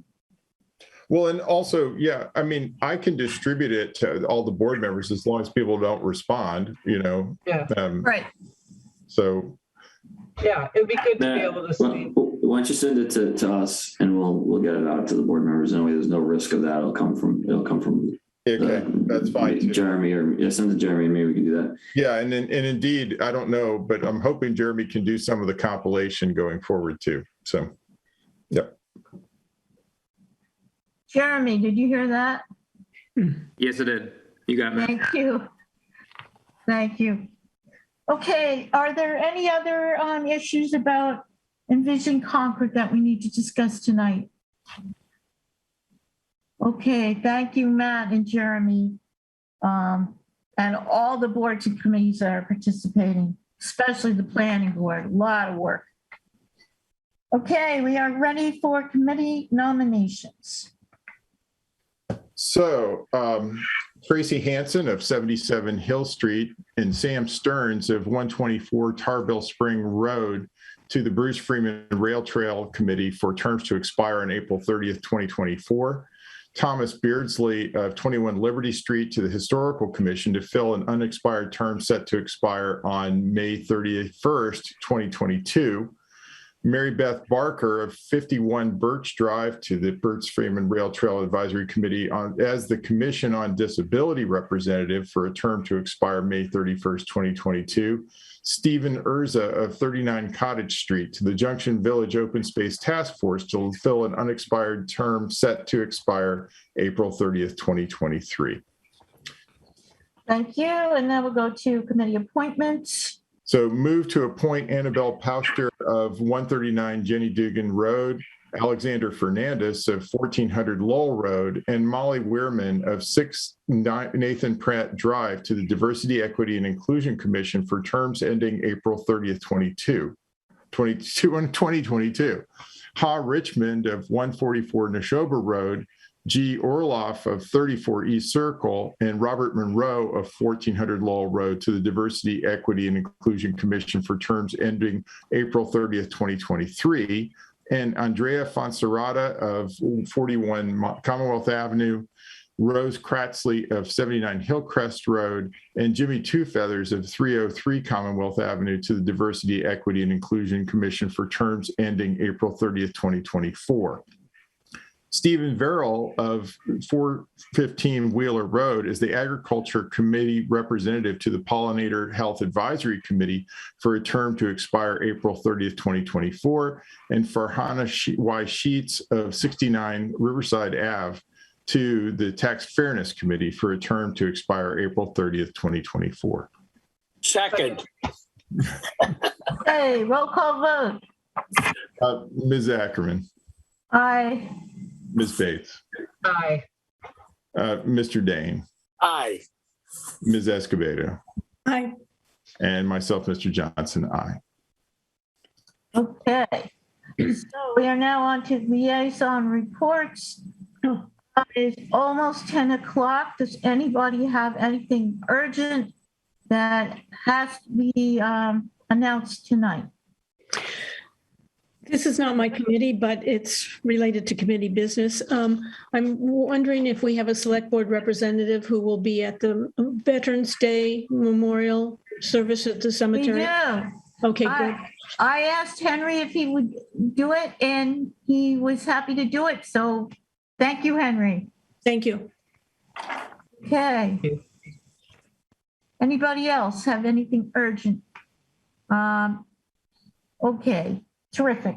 If we have time next week after the Envision Concord, we will put in liaison reports. Probably not. We'll probably do it on the 22nd.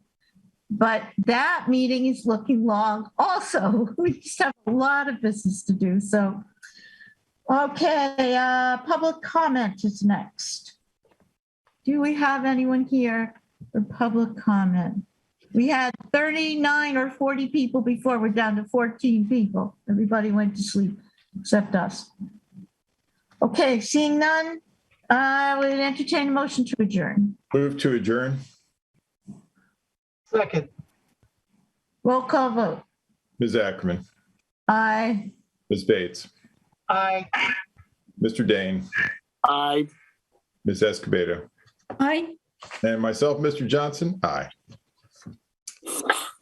Thank you, everyone. Have a great night. Thank you.